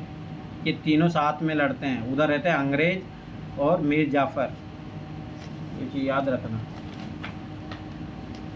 छोटी छोटी चीज़ें क्लियर करके चलो, ठीक है। इसलिए तो देखो ना, सबसे पहले अवध को ही तो किया जाता है कब्जे में। ज़्यादातर अधिकार छीन ले गए और यहाँ तक कि वह रेजिडेंट के सामने अपनी चीज परिचित शाही शान शौकत के साथ दिखाई दे रहे हैं। बदले कठपुतली बना के रखे हैं उसको बस। रेजिडेंट की निषेधाज्ञा का मतलब होता है निर्देश। दिनिष्ठता का मतलब दब्बूपन, मतलब जो नीचे दब के रहता है। रेजिडेंट की ताकत क्या होती थी? कंपनी द्वारा नियुक्त किए गए रेजिडेंट्स के बारे में स्कॉटलैंड के प्रसिद्ध अर्थशास्त्री और राजनीतिक दर्शन जेम्स मिल ने यह कहा था। दरअसल रेजिडेंट्स रियासत का राजा होता था। हम उसे हस्तक्षेप की मनचाही निषेधाज्ञा के तहत काम करने की छूट देते हैं जब तक स्थानीय राजा पूरी तरह अधीनस्थ रहता और रेजिडेंट यानी ब्रिटिश सरकार के माफिक काम करता तो चीज़ें आराम से चलती रहती। शासन के कामों में रेजिडेंट की दखलंदाजी के बिना सब कुछ चल जाता है। जब भी कुछ अलग तरह का घटता है, जब भी राजा कोई ऐसा रास्ता अपनाता है जिसे ब्रिटिश सरकार गलत मानती है, तो टकराव और उथल पुथल पैदा हो जाती है। मतलब वो कठपुतली बन गए थे। सोचो, जब सहायक संधि जब एक्सेप्ट कर लेते हैं। अब बात आती है टीपू सुल्तान, जो एक महान शासक रहा उस टाइम के। मतलब इन्होंने, मतलब ऐसे बोल सकते हो, अंग्रेजों से लोहा मनवाया। ये अब आखिरी तक भाई साहब मर गया, पर हिम्मत नहीं आ रही, इसलिए तो बोलते हैं कि भाई जियो तो एक दिन के लिए मतलब साहस रूपी जीवन एक दिन के लिए ही अच्छा होता है, चाहे वो लड़के मरो आप, पर ऐसे नहीं कायर रूप से जी के आप 100 साल भी कोई मतलब नहीं है। टीपू सुल्तान शहर मैसूर था, ये भी याद रखना, डायरेक्ट छोटे मोटे एग्जाम क्वेश्चन पूछा जाता। शहर मैसूर कौन था? टीपू सुल्तान को बोला जाता है। जब कंपनी को अपने राजनीतिक और आर्थिक हितों पर खतरा दिखाई दिया तो कंपनी ने प्रत्यक्ष सैनिक टकराव का रास्ता भी अपनाया। दक्षिण भारतीय राज्य मैसूर के उदाहरण से बात समझ में आती है, तो ये याद रखना, यहाँ पे डायरेक्ट अंग्रेज लड़ रहे हैं। हैदर अली शासनकाल 1761 से 1782, ये शासनकाल याद रखना। और उनके विख्यात पुत्र टीपू सुल्तान जो 1782 से 1799 तक शासक रहा था। जैसे शक्तिशाली शासकों के नेतृत्व में मैसूर काफ़ी ताकतवर हो चुका था। मालाबार तट पर होने वाला व्यापार मैसूर रियासत के नियंत्रण में था, मतलब ये वाला, ये कोरोमंडल तट है, याद रखना, ये मालाबार तट है, जहाँ से कंपनी काली मिर्च और इलायची खरीदती थी। इसलिए देखो आज भी केरल और कर्नाटक में तो होता है काली मिर्च इलायची सब। यहाँ से देखो ज्योग्राफी के क्वेश्चन भी सॉल्व कर सकते हो। 1785 में टीपू सुल्तान ने अपनी रियासत में पड़ने वाले बंदरगाहों से चंदन की लकड़ी, अब देखो चंदन की लकड़ी विपेशन कितनी बार पूछा, आंध्र प्रदेश में जो उधर पाया जाता है, काली मिर्च इलायची का निर्यात रोक दिया। सुल्तान ने स्थानीय सौदागरों को भी कंपनी के साथ कारोबार करने से रोक दिया था। टीपू सुल्तान ने भारत में रहने वाले फ्रांसीसी व्यापारी से घनिष्ठ संबंध विकसित किए और उनकी मदद से अपनी सेना का आधुनिकीकरण किया। अब ये देखो ये क्या कर रहा है, फ्रांस की सहायता ले रहा है, क्योंकि बोलते थे दोस्त का दोस्त नहीं, दुश्मन का दुश्मन दोस्त हाँ, होता है ऐसा। जैसे फ्रांस कंपनी थी, ये अंग्रेजों की दुश्मन थी, ठीक है, तो इन दोनों का झगड़ा है, तो ये दुश्मन के दुश्मन ये इसका दोस्त बन गए, क्योंकि इसको भी इसको खत्म करना है। सुल्तान के इन कदमों से अंग्रेज आग बबूला हो गए, क्योंकि वो फ्रांस से, क्योंकि फ्रांस किसका दुश्मन है? अंग्रेजों का। उन्होंने हैदर अली और टीपू सुल्तान बहुत महत्वाकांक्षी, घमंडी और खतरनाक दिखाई देते थे। अंग्रेजों को लगता था कि ऐसे राजाओं को नियंत्रण करना और कुचलना जरूरी है। फलस्वरूप मैसूर के साथ अंग्रेजों को 4 बार जंग हुई, ये याद रखना। 1767 से 69, 1780 से 84, यहाँ पे 82 में हैदर अली मर जाता है, फिर टीपू सुल्तान आता है, फिर सिंधी होती है, फिर 1790 से 92 और 1799 में जब टीपू सुल्तान मर जाता तब खत्म होता है। श्रीरंगपट्टनम की आखिरी जंग में कंपनी को सफलता मिली। अपनी राजधानी की रक्षा करते हुए टीपू सुल्तान मारे गए और मैसूर का राजकाज पुराने वोडियार राजवंश, ये याद रखना, यूपीएससी डायरेक्ट इस टाइप क्वेश्चन पूछती है, के हाथों में सौंप दिया गया। इसके साथ ही मैसूर पर सहायक संधि थोप दी गई। तो देखो पहला कौन था? अवध, जिसमें सहायक संधि सौंपी गई। दूसरा हैदराबाद, तीसरा ये। अब ये क्या होता, जब यहाँ पे जब हारते हैं ना 1792 में, तब इसके बेटों को गुलाम बनाया जाता है। टीपू सुल्तान के बेटों को बंधक के रूप में कॉर्नवालिस के सामने पेश किया जा रहा है लेनिन द्वारा। अब देखो कॉर्नवालिस गवर्नर था, ये याद रखना उस टाइम, इस युद्ध के टाइम, तीसरे युद्ध के टाइम। कंपनी की फौजों को हैदर अली और टीपू सुल्तान ने कई बार युद्धों में हराया था। याद रखना पहले में है ना ये जीत जाते हैं हैदर अली के नेतृत्व में। उस टाइम जीतने के कारण ये होता है कि इस टाइम मराठा सब इनके साथ मिलके होते हैं, पर बाद में लोग अलग हो जाते हैं। लेकिन 1792 में मराठा, हैदराबाद के निजाम और कंपनी के संयुक्त फौजों के हमले के बाद टीपू सुल्तान को अंग्रेजों से संधि करनी पड़ी। अब देखो ये तीनों एक तरफ हो गए, इसलिए हार जाते हैं। यही तो था, भारत भारतीयों के दुश्मन रहे, इसीलिए तो अंग्रेज राज कर पाए। इसलिए तो बोला जाता है कि आजकल भाई भाई की लड़ाई में तीसरा ही फायदा उठा के लेके जाता है, और भाई लड़ते झगड़ते रह जाता है। फिर भी देखो ना, इसीलिए इतिहास पढ़ाया जाता है, फिर भी लोग इतिहास से सीखते नहीं है कुछ भी। यही तो सबसे बड़ी कमी है। अरे इसीलिए हिस्ट्री पढ़ाया जाता है, फिर भी लोग सोचो कितनी वही है, देश में चाहे कुछ भी मान के चलो, हर जगह परिवार में हर जगह सब लोग गलती करते हैं, पर इतिहास से सीखना चाहिए। इसीलिए याद करो, जब एक ऐसे भी आया था सर पिछले साल, नहीं उससे पिछले साल आया था कि इतिहास मतलब होता है ना, एक नदी में 2 बार घूमना, इस टाइप से, वो इतिहास के बारे में था वो स्टेटमेंट। जाके देखना 2023 का ऐसे है शायद, एक नदी में 2 बार डुबकी नहीं लगा सकते आप, इस टाइप से कुछ स्टेटमेंट था ऐसे का। वो यही है इतिहास, लोग इतिहास से सीखते नहीं, इसलिए बार बार गलतियाँ करते रहते और बार बार यही चीज़ें होती रहती। इस संधि के तहत अनेक उनके 2 बेटों को अंग्रेजों ने बंधक के रूप में अपने पास रख लिया। ब्रिटिश चित्रकारों ने इस दृश्य तस्वीर बनाने में मजा आता था, जिससे अंग्रेजी सत्ता की विजय दिखाई देती थी। अब देखिए उनके 2 बेटों हैं जिनको गुलाम बना लिया गया। अब टीपू के बारे में कुछ कहानियाँ हैं।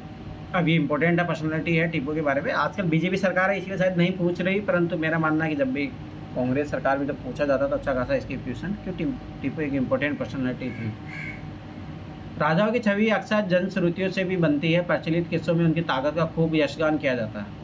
ठीक है, 1782 में मैसूर के राजा बने टीपू सुल्तान के बारे में कहा जाता है कि एक बार वे अपने फ्रांसीसी दोस्त के साथ जंगल में शिकार खेलने गए थे। वहाँ एक शेर उनके सामने आ गया। उनकी बंदूक ने मौके पर साथ नहीं दिया और कटार भी ज़मीन पर गिर गई। फिर भी टीपू ने निहत्थे शेर का मुकाबला किया और आखिरकार कटार उठा ली। अंत में उन्होंने शेर को मार गिराया। इसी के बाद से उन्हें शेर ए मैसूर कहा जाने लगा। उनके राष्ट्रीय झंडे पर भी शेर की तस्वीर होती थी। तो ये मतलब जो भी महान शासक होते हैं उनके बारे में फिर किंवदंती होते हैं कि मतलब उनका महिमा मंडन करने के लिए लोग इस तरीके की, हो सकता है ऐसा हुआ भी नहीं भी हुआ भी, तो जो भी है। टीपू का खिलौना शेर था। यह टीपू के एक विशालकाय मशीन खिलौने की तस्वीर है। इसमें नकली शेर के एक यूरोपीय सिपाही को दबाए हुए हैं।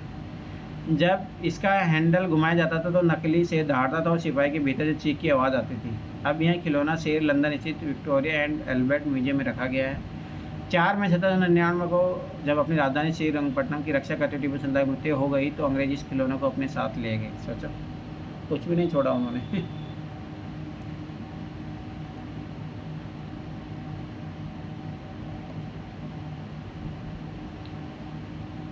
ठीक है, अब देखो मराठाओं से लड़ाई।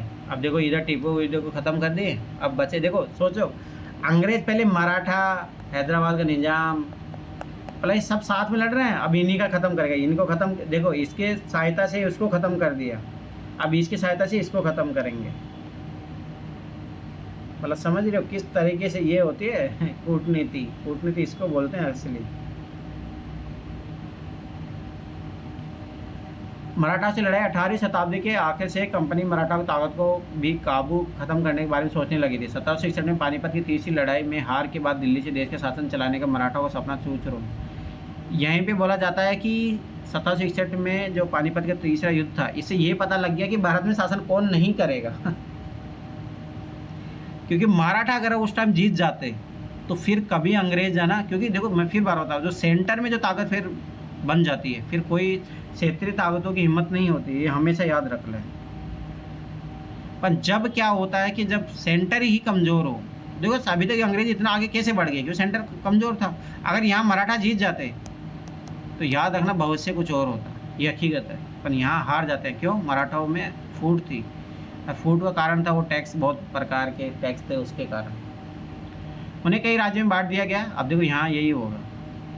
इन्हें राज्यों की बागडोर सिंधिया, होलकर, गायकवाड़, भोसले जैसे अलग अलग राजवंशों के हाथों में थे। ये सिंधिया वही है ज्योतिराज सिंधिया वाला परिवार, सोचो उस जमाने के लोग हैं। ये सारे सरदार एक पेशवा सरोज मंत्री के अंतर्गत एक कन्फेडरेशीय राज्यमंडल के सदस्य थे। पेशवा इस राज्यमंडल का सैनिक और प्रशासनिक प्रमुख होता था और पुणे में रहता था। महादजी सिंधिया और नाना फडणवीस 18वीं सदी के आखिरकार 2 प्रसिद्ध मराठा योद्धा और राजनीतिक थे। एक के बाद एक कई युद्धों में कंपनी ने मराठा को घुटने टेकने पर मजबूर किया। पहला युद्ध 1782 में सालाबाई संधि के साथ खत्म हुआ, जिसमें कोई पक्ष नहीं जीत पाया। फिर 20 साल बाद में युद्ध होगा, और इसमें इस संधि में यह था कि 20 साल तक कुछ नहीं होगा, जैसे 20 साल होता है युद्ध हो जाता है। दूसरे अंग्रेज मराठा युद्ध 1803 से 5 कई मोर्चों पर लड़ा गया। इसका नतीजा ये हुआ कि उड़ीसा और यमुना के उत्तर में स्थित आगरा और दिल्ली सहित कई भूभाग अंग्रेजों के कब्जे में आ गए। अब देखो यहाँ से कंट्रोल। अंततः 1819 के तीसरे अंग्रेजी मराठा युद्ध में मराठाओं की ताकत को पूरी तरह कुचल दिया गया। पेशवा को पुणे से उठाकर कानपुर के पास बिट्टूर के पेंशन पर भेज दिया गया। अब विंध्य के दक्षिण में स्थित पूरे भूभाग पर कंपनी का नियंत्रण हो चुका था। समझिए, विंध्याचल से लेकर दक्षिण में स्थित पूरे भूभाग कंपनी का नियंत्रण। यहाँ से धीरे धीरे अभी वैश्विक पावर बन, मतलब भारत की पूरा ग्लोबल पावर, मतलब भारत को पूर्ण साम्राज्य स्थापित कर लेंगे लोग। कन्फेडरेसी का मतलब होता है गठबंधन, स्वच्छता का दावा। अब ये धीरे धीरे लॉर्ड हेस्टिंग आएगा, देखो 1813 से लेकर 1823 तक, ये चीज़ याद रखना। इसका मतलब जो मराठाओं को जब हराया जाता तो ये था गवर्नर जनरल, ये चीज़ याद रखना। कित्तूर की रानी चेन्नम्मा की स्मृति में बनाई गई मूर्ति। अब आगे देखो, उपरोक्त विवरण से स्पष्ट है कि 19वीं सदी की शुरुआत से कंपनी क्षेत्रीय विस्तार की आक्रामक नीति में चल रही थी। लॉर्ड हेस्टिंग 1813 से 23 तक गवर्नर जनरल के नेतृत्व में स्वच्छता की एक नई नीति शुरू की। ये याद रखना, इस टाइप क्वेश्चन पूछ सकता है यूपीएससी। स्वच्छता की नीति कौन लाया था, किसके नेतृत्व में आई थी? कंपनी की दावा था कि उसकी सत्ता सर्वोच्च है, इसलिए वह भारतीय राज्यों से ऊपर है। अपने हितों की रक्षा के लिए वह भारतीय रियासतों का अधिग्रहण करने या उनके अधिग्रहण की धमकी देने का अधिकार अपने पास मानती थी। यह सोच बाद में भी अंग्रेजों की नीतियों में दिखाई देती रही, लेकिन यह प्रक्रिया बेरोक-टोक नहीं चली। उदाहरण के लिए जब अंग्रेजों ने कित्तूर, फिलहाल कर्नाटक, ये याद रखना, कित्तूर मतलब कर्नाटक, यूपीएससी डायरेक्ट पूछ लेता है, जैसे उसने भोज का पूछा तो ये याद होना चाहिए, कित्तूर कर्नाटक में, कि छोटे राज्यों को कब्जे में लेने का प्रयास किया तो रानी चेन्नम्मा ने हथियार उठा लिए और अंग्रेजों के खिलाफ आंदोलन छेड़ दिया। तो ये चीज़ याद रखना। 1824 में उन्हें गिरफ्तार किया और 1829 में जेल में उनकी मृत्यु हो गई। चेन्नम्मा के बाद कित्तूर स्थित संगोली के एक गरीब चौकीदार रायन्ना ने प्रतिरोध जारी रखा। ठीक है, चौतरफा समर्थन और सहायता से उन्होंने बहुत सारे ब्रिटिश शिविरों दस्तावेजों को नष्ट कर दिया था। आखिरकार उन्होंने भी अंग्रेजों ने पकड़कर 1823 में फांसी पर लटका दिया। प्रतिरोध के ऐसे कई दूसरे उदाहरण आप इस किताब में आगे पढ़ेंगे। 1830 के दशक के अंत में ईस्ट इंडिया कंपनी रूस के प्रभाव से बहुत डरी हुई थी। अब देखो रूस का प्रभाव है, तो अब ये किसको ख़त्म करेंगे? रूस को। कंपनी को भय था कि वह कहीं रूस का प्रभाव, अब देखो रूस मतलब उस टाइम था, तो रूस तो ये चाहेंगे कि अब सारा साम्राज्य आ जाए, तो इसलिए दूसरी जो कंपनियाँ तो उनको हराएंगे। अब रूस प्रभाव पूरे विश्व में फैलकर उत्तर पश्चिम से भारत को भी अपनी चपेट में न ले ले, इसी डर के चलते अंग्रेज अब उत्तर पश्चिमी भारत पर भी अपना नियंत्रण स्थापित करना चाहते थे, मतलब अफगानिस्तान उधर। उन्होंने 1838 से 1842 के बीच अफगानिस्तान के साथ एक लंबी लड़ाई लड़ी और जहां अप्रत्यक्ष कंपनी शासन स्थापित कर लिया। याद रखना, डायरेक्ट शासक नहीं बने वहाँ पे, पर याद रखना ये चीज़। 1838-42 के बीच अफगानिस्तान, कारण रूस के भय के कारण। 1843 में यही जो है ना, यही लड़ाई आज भी है। फर्स्ट वर्ल्ड वार के कारण भी यही होता है, अंग्रेज ऐसे नहीं छोड़े हैं। 1843 में सिंध मतलब आज जो पंजाब का जो प्रांत, मतलब पाकिस्तान में जो है, सिंध भी कब्जे में आ गया। इसके बाद पंजाब की बारी थी। यहाँ महाराजा रणजीत सिंह ने कंपनी की दाल नहीं गलनी थी। 1839 में उनकी मृत्यु के बाद, ये देखो ये है महान शासक, उनकी दाल नहीं गलनी थी, मतलब इतना मजबूत शासक था, पर जैसे उसकी मृत्यु होती है फिर ये फ़ायदा उठाते हैं। रियासत के साथ दो लंबी लड़ाई हुई। आखिरकार 1849 में अंग्रेजों ने पंजाब का भी अधिग्रहण कर लिया। अब देख रहे हो सारा साम्राज्य इधर, दिल्ली विल्ली तो कर ही चुके थे, मराठा वराठा तो पहुँच ही चुके थे, बंगाल वंगाल में पहले हो चुके थे। विलय की नीति, अधिग्रहण की आखिरी लहर 1848-1856 के बीच गवर्नर जनरल बने लॉर्ड डलहौजी के शासनकाल में चली। लॉर्ड डलहौजी ने एक नई नीति अपनाई जिसे विलय नीति का नाम दिया गया। याद रखना, डॉक्ट्रिन्स ऑफ लैप्स, ये यूपीएससी ने बहुत बार पूछा है, पीछे जाओगे तो आप। ये सिद्धांत इस तर्क पर आधारित है कि अगर किसी शासक की मृत्यु हो जाती है तो उसका कोई पुरुष वारिस नहीं है, तो उसकी रियासत हड़प कर ली जाएगी, यानी कंपनी के भूभाग का हिस्सा बन जाएगी। इस सिद्धांत के आधार पर एक के बाद एक कई रियासतें आई। सतारा, ये याद रखना, पीटी में क्वेश्चन पूछा है यूपीएससी ने। सतारा 1848 में, संबलपुर 1850 में, उदयपुर 1852 में, नागपुर 1853 में और झांसी 1854 में अंग्रेजों के हाथों में चले गई। एक बार देख लेना है, सतारा शायद महाराष्ट्र में है, संबलपुर कहाँ पे है ये देख लेना, ये भी पता होना चाहिए। यूपीएससी जिस तरह के क्वेश्चन पूछते पता होना चाहिए। सतारा जहाँ तक मुझे पता है महाराष्ट्र में है, संबलपुर कहाँ पे है कोई बताएगा? एक बार जरूर चेक कर लेना है कहाँ पे है। संबलपुर, महाराजा रणजीत सिंह का दरबार है ये सोचो। संबलपुर के वीर सुरेंद्र साई, उड़ीसा है क्या? उड़ीसा, ये याद रखना। ये सतारा जो है महाराष्ट्र में है, संबलपुर उड़ीसा में, उदयपुर ये राजस्थान वाला तो नहीं होना चाहिए, और कोई है, क्योंकि ये अंग्रेज बाद में भी कभी राजस्थान पे तो कर ही नहीं पाए ऑक्यूपाई। उदयपुर और राजस्थान, अरे तो राजस्थान, पर मुझे नहीं लग रहा, क्योंकि राजस्थान में तो कभी लोग कब्जा ही नहीं कर पाए ना, बाद में भी रियासतों के थ्रू चलते हैं। जो भी है चलो ठीक है, देखते हैं, पर एक बार चेक कर लेना। मुझे जहाँ तक डाउट है कि राजस्थान का उदयपुर नहीं है शायद, और कोई उदयपुर भी हो सकता है, फिर भी अगर हो भी सकता है। आखिरकार 1856 में कंपनी ने अवध को भी अपने नियंत्रण में ले लिया। इस बार अंग्रेजों ने एक नया तर्क दिया। उन्होंने कहा कि अवध की जनता को नवाब के कुशासन से आज़ाद कराने के लिए कर्तव्य से बंधे हुए हैं, इसलिए अवध को कब्जा करने को मजबूर है। अपने प्रिय नवाब को जिस तरह से गद्दी से उठाया गया, उसे देखकर लोगों में गुस्सा भड़क गया और अवध के लोग भी 1857 के महान विद्रोह में शामिल हो गए। ये कारण था मेन जो है 1857 की क्रांति का होने का। अब ये चीज़ नोटिस करो। एक बार दिखाइए, क्या हो गया? कुछ नहीं सर, कुछ नहीं सर, पीरियड रह गया था एक बार। अरे मतलब 1857 की मेन क्रांति हो रहा था अवध में, जब वो करते हैं, अवध में करते हैं कुशासन के आधार पर कि वहाँ पे शासन अच्छा नहीं चल रहा है, इसलिए वहाँ के नवाब को हटा दिया जाता। फिर वहाँ के नवाब थोड़ा जनता के प्रति प्रिय था वो, तो जनता उससे गुस्से में आ जाती है, इसलिए फिर 1857 के महान विद्रोह में सबसे ज़्यादा लोग वहीं के तो शामिल होते हैं। अब यहाँ देखना, वेरी वेरी इंपॉर्टेंट डायग्राम है, ये रट लेना क्योंकि यूपीएससी ने क्वेश्चन पूछा। अब देखो मतलब 1797 में कितने राज्य पे इनका कब्जा था, सोचो बनारस पे था, कलकत्ता पे था, ये ब्रिटिश शासन का अधीन क्षेत्र है, जैसे जो ब्रिटिश शासन का अधीन नहीं थे, सोचो इतना बड़ा एरिया था। और यहाँ पे छोटा मोटा इलाका यहाँ पे थे, थोड़ा बहुत मद्रास में था, ठीक है, थोड़ा बहुत यहाँ पे था, जहाँ पे थोड़ा बहुत। अब देखो 1840 में, समझ रहे हो, मतलब ओनली 43 ईयर्स में इन्होंने कितना ऑक्यूपाई कर लिया, कलकत्ता, बनारस, इधर भी आ गए, इधर आ गए, मद्रास वद्रास कर ही लिया था, ब्रिटिश शासन के अधीन क्षेत्र। अब देखो यहाँ पे देखो, अब 1857 मतलब 17 साल में डलहौजी की जो नीतियाँ थी उनके कारण देखो ये सारा इलाका इधर देखो, राजस्थान भी कभी कभी कर, हाँ ये देखो है ना, ये शायद उदयपुर वाला, उदयपुर वाला वो देखो, ये वाला इलाका, पर ये तो गुजरात का इलाका हो गया ना, उदयपुर, हाँ पर यहाँ बोल सकते थोड़ा बहुत उदयपुर इस टाइप से। सर गुजरात तो नीचे है, देखिए। हाँ ये सही बोला, ये तेरी तो ठीक है, वो गायब हो गया जो भी है, हाँ मतलब ठीक है, उस पर वो उदयपुर राजस्थान वाले ही। बाद में अंग्रेजों की फैलती सत्ता है। अब देखो इससे पता लगता है कि उन्होंने कितना जो है लॉर्ड डलहौजी की नीतियों के कारण कितना फटाफट वो आगे बढ़े, ठीक है। काजी का मतलब होता है एक न्यायाधीश जो न्याय देने का काम करता है। मुफ्ती याद रखना, मुस्लिम समुदाय का एक न्यायविद जो कानूनों की व्याख्या करता है। काजी इसी व्याख्या के आधार पर फैसले सुनाता है।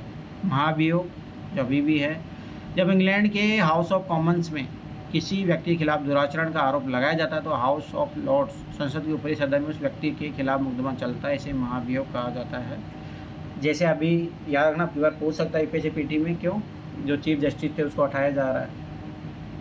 नए शासन की स्थापना, गवर्नर जनरल वारेन हेस्टिंग 1773 से 1785, याद रखना ये भारत का प्रथम गवर्नर जनरल बनता है।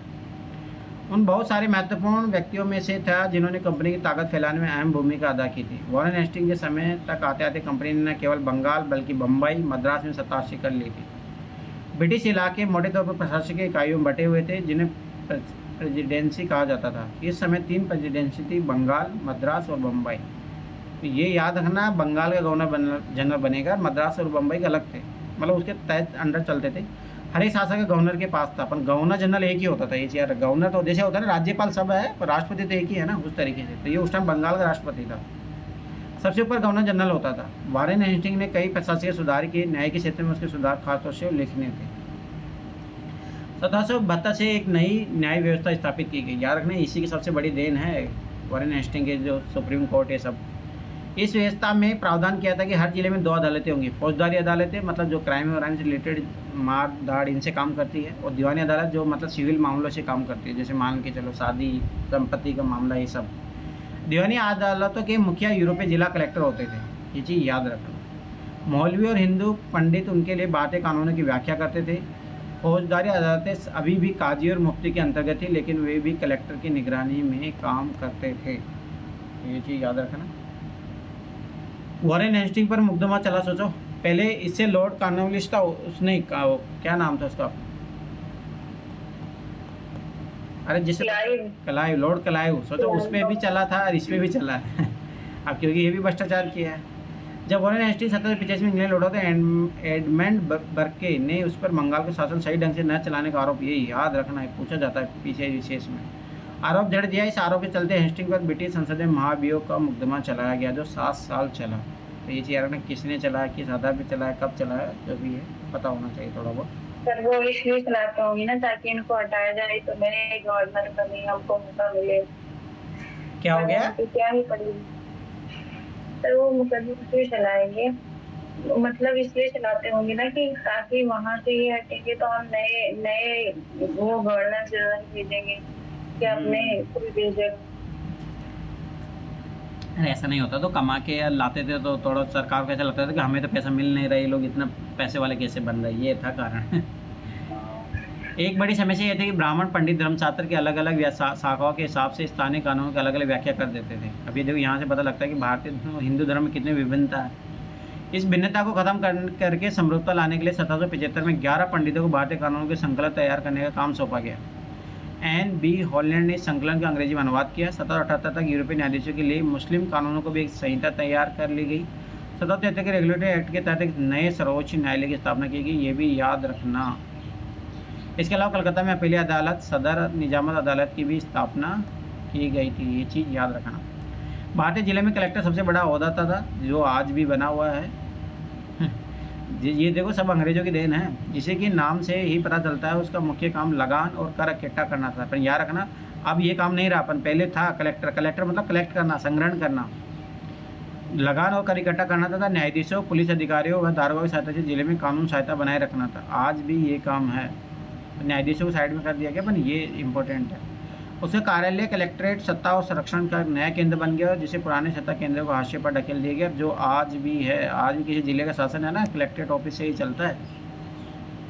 जिस दिन आप बड़े कलेक्ट्रेट ऑफिस में जाके बैठोगे, उस दिन आपके पास रियल पावर आएगी।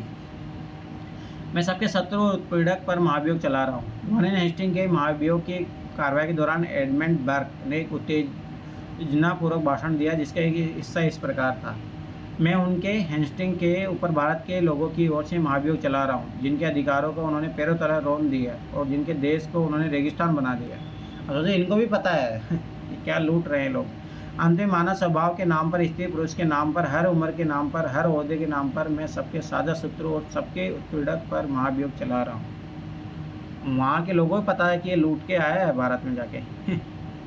धर्मशास्त्र मतलब संस्कृति की ऐसी कृतियाँ जिनमें सामाजिक तौर तरीकों और आचरण के सिद्धांतों की व्याख्या की जाती है। ये धर्मशास्त्र ईसा पूर्व 500 वर्षों भी पहले लिखे गए थे। सवार का मतलब घुड़सवार, मस्केट, पैदल सिपाहियों द्वारा इस्तेमाल की जाने वाली एक भारी बंदूक। ये थोड़ा याद रखना, इस टाइप की क्वेश्चन पूछ लेती है। मैचलॉक क्या होता है? शुरुआती दौर की बंदूक जिसमें बारूद को माचिस से चिंगारी दी जाती थी। कंपनी की फौज। कंपनी के साथ भारत में शासन और सुधार के नए विचार तो आए, लेकिन उसकी असली सत्ता सैनिक ताकत में थी। मुगल फौज मुख्य रूप से घुड़सवार, सवार मतलब घोड़े पर चलने वाले प्रशिक्षित, और पैदल सेना थी, परंतु इनके पास क्या थी? बंदूकें थी। उन्हें तीर अंदाजी आती थी, तलवारबाजी का प्रशिक्षण दिया जाता था, सेना में सवारों को दबदबा रहता था, और मुगल साम्राज्य की एक विशाल पेशेवर प्रशिक्षण वाली पैदल सेना की जरूरत महसूस नहीं होती थी। ग्रामीण इलाकों में सशस्त्र किसानों की बड़ी संख्या थी। स्थानीय जमींदार मुगलों को जरूरत पड़ने पर पैदल सिपाही मुहैया कराते थे। 18वीं सदी में जब अवध और बनारस जैसी रियासतों में किसानों को भर्ती करके उन्हें पेशेवर सैनिक प्रशिक्षण दिया जाने लगा, तो यह सूरत बदलने लगी। ईस्ट इंडिया कंपनी ने जब अपनी सेना के लिए भर्ती शुरू की, तो उसने भी यही तरीका अपनाया। अंग्रेजी अपनी सेना का सिपाही, जो भारतीय सिपाही से बना है, आर्मी कहते हैं। सोचो ये देखो, अंग्रेजों के दिन आज भी वही चल रहा है। 1820 के दशक से जैसे जैसे युद्ध तकनीक बदलने लगी, कंपनी की सेना में घुड़सवार टुकड़ियों की जरूरतें कम होती गई। इसकी वजह यह थी कि ब्रिटिश साम्राज्य बर्मा, अफगानिस्तान, मिस्र में भी लड़ रहा था। वहाँ सिपाही मस्केट, तोड़ेदार बंदूक और मैचलॉक से लैस होते थे।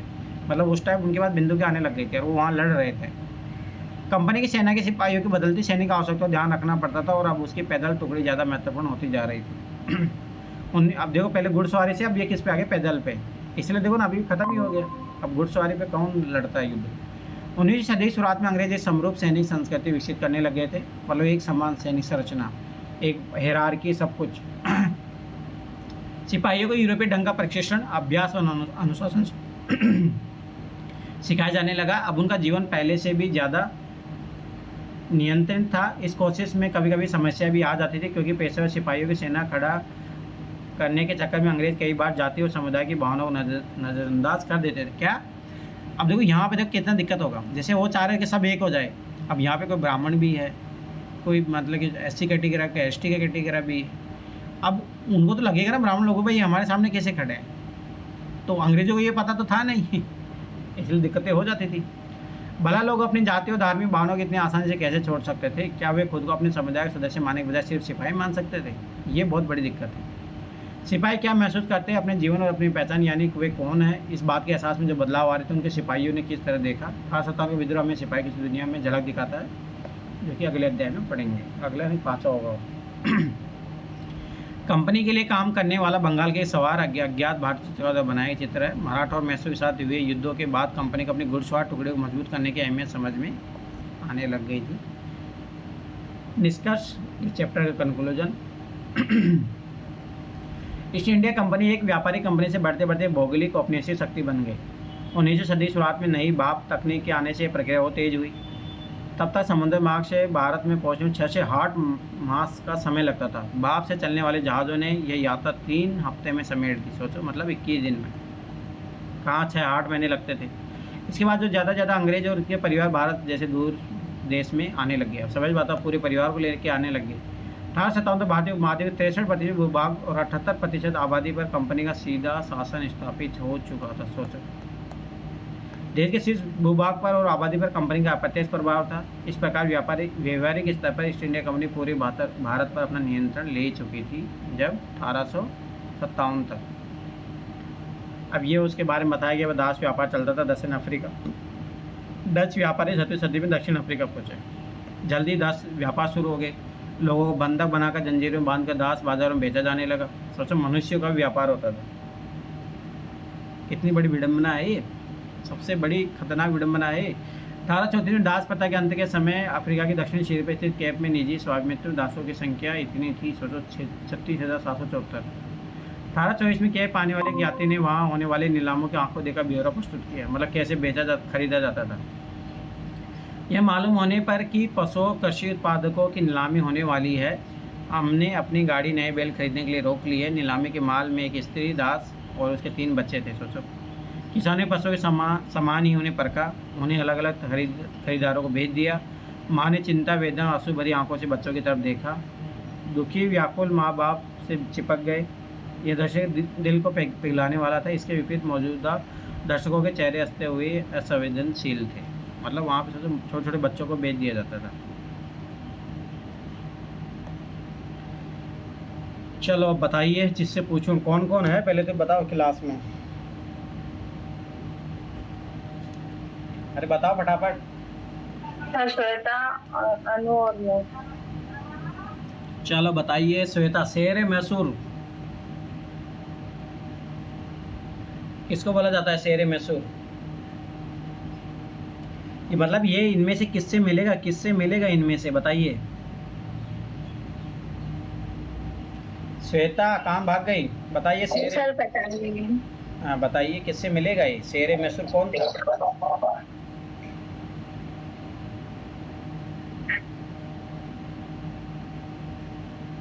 फौजदार। अच्छा, और तो उठा के फेंकूंगा तुम्हें। चलो सना, तुम बताइए, शेर मैसूर कौन था? टीपू सुल्तान। श्वेता पढ़ लो। हाँ सर, अब यही करोगी। चलो ठीक है श्वेता, रानी चेन्नम्मा कौन थी बताइए? इनमें से किस में मिलेगा रानी चेन्नम्मा, बताइए। सर ये भी याद नहीं है। पर क्लास में सुन क्या रही थी तुम? चलो अनु बताइए, रानी चेन्नम्मा। सर ये कित्तूर में अंग्रेज विरोधी आंदोलन का नेतृत्व किया। हाँ ठीक है। सना बताइए, वॉरेन हेस्टिंग कौन था? सर भारत का पहला गवर्नर। ठीक है। चलो श्वेता, सिपाही के बारे में बताइए। सिपाही किससे मिलेगा इनमें से? सिपाही। ये तो अभी जस्ट बताया ही हूँ, थोड़ी देर ऊपर ही, अभी लास्ट पैराग्राफ पढ़े थे उसी में था ये। तो बताइए कहाँ आएगा सिपाही, किससे मिलेगा? सिपाही से। ठीक है। चलो अनु बताइए, दीवानी अधिकार दीवानी किससे मिलेगा? सर दीवानी भू राजस्व वसूलने का अधिकार। हाँ। सना बताइए, फौजदारी अदालत किससे मिलेगा? ये तो इसी से मिलेगा। सर ये तो एक ही बात है। चलो मैं जैसे पूछूंगा वही जवाब देगा। चलो अनु बताइए, पहला। बंगाल पर अंग्रेजों की जीत। सर ये 1757 मतलब ये प्लासी के युद्ध से शुरू हुई थी सर। हाँ चलो ठीक है। सना बताइए। अब इसे पता लग गया तुम लोग क्लास में कितना एक्टिव थे। बताइए अब। सना बोल का ही नहीं रही। हाँ सर, हैदर अली और टीपू सुल्तान नाम शासक थे। एरिया बताना है ना सर? हाँ तो समझिए, आप खुद बताइए क्या बताना है यहाँ पे। सर सॉरी, इधर इधर के थे ना, ये कर्नाटक वाले एरिया के, मद्रास, मैसूर मैसूर क्या आएगा अनु, मैसूर आएगा, क्या आएगा? मैसूर। यस सर, मैसूर ही है। चलो श्वेता बताइए, डलोजी ने कौन सा सिद्धांत लागू किया था?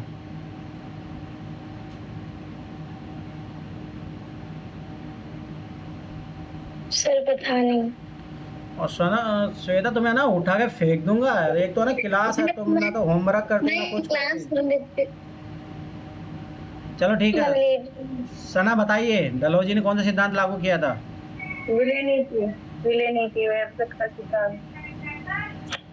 अनु बताइए कौन सा था, व्यवगत का सिद्धांत था या कुछ और था? नहीं सर, यही है, इसी के बहुत सारे नाम हैं। हड़प नीति, व्यवगत नीति, विलय नीति, यही है।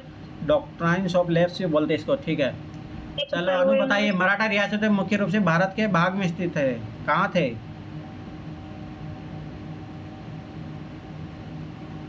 बताइए अनु। Yes sir. मराठा कहाँ स्थित थे भारत में? सर ये एरिया जैसे पूरा पश्चिम उत्तर दक्षिण इस रूप में बताना है ना? तो और क्या,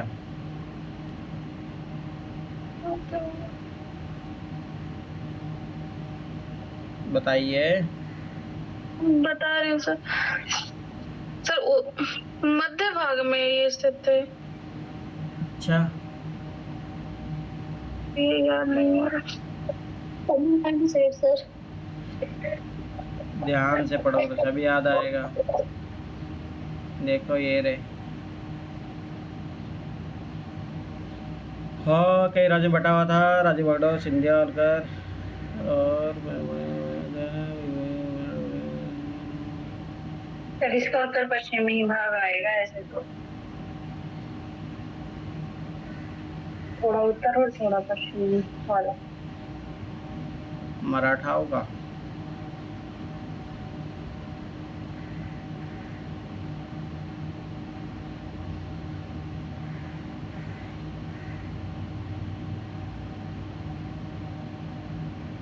सर इसको कैसे डिफाइन करेंगे, क्योंकि मराठा तो मुख्य रूप से महाराष्ट्र में पाए जाते थे ना।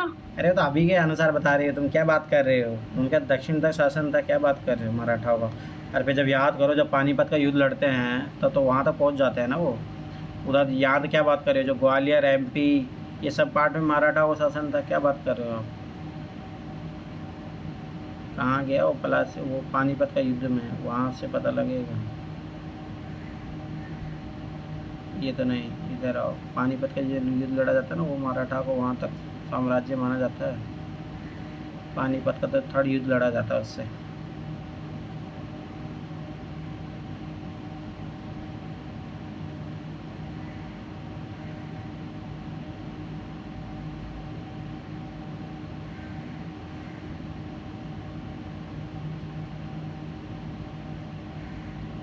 देखो ये रहा श्वेता, कहाँ सो रही थी? टीपू सुल्तान शेर मैसूर।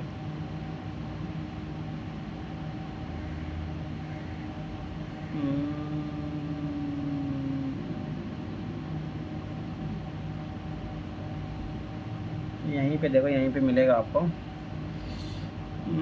सोची सदी पानीपत की तीसरी लड़ाई हार के बाद दिल्ली के देशासन मराठों का सपना चरचर हो गया, फिर राज्य बट गया था।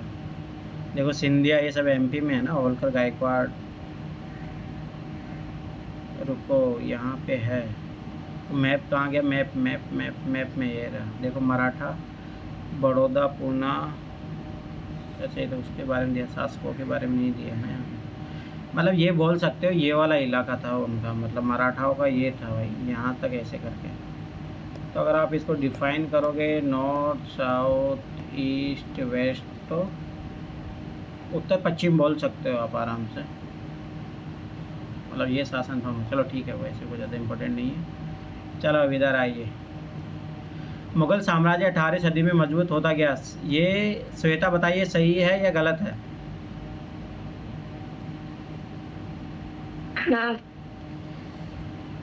श्वेता ना तुम्हें उल्टा लटका के पंखे पे। सना बताइए सही है गलत? हाँ गलत है क्यों? सर ये कमजोर हुआ था। हाँ क्योंकि 1707 में जैसे औरंगजेब की मृत्यु होती है उसके बाद में डिक्लाइनेशन होता है इनका। चलो अनु बताइए, इंग्लिश इंडिया कंपनी भारत के साथ व्यापार करने वाली एकमात्र यूरोपीय कंपनी थी। अनु कहाँ भाग गई? नहीं सर, ये एकमात्र नहीं थी, और भी तो यूरोपीय कंपनियां आई हुई थी। ये पकड़ो एकमात्र, इसीलिए देखो यूपीएससी में भी ट्रिक लगती है। महाराजा रणजीत सिंह पंजाब के राजा थे, बताइए सना सही है या गलत? Yes sir. चलो अंग्रेजों ने अपने कब्जे वाले इलाके में कोई शासकीय बदलाव नहीं किए, अनु सही है गलत? गलत है सर। अभी देखो जो जीएस में ट्रिक लगती है, कोई शासकीय बदलाव नहीं किए, कितना एक्सट्रीम स्टेटमेंट है। चलो आ जाइए।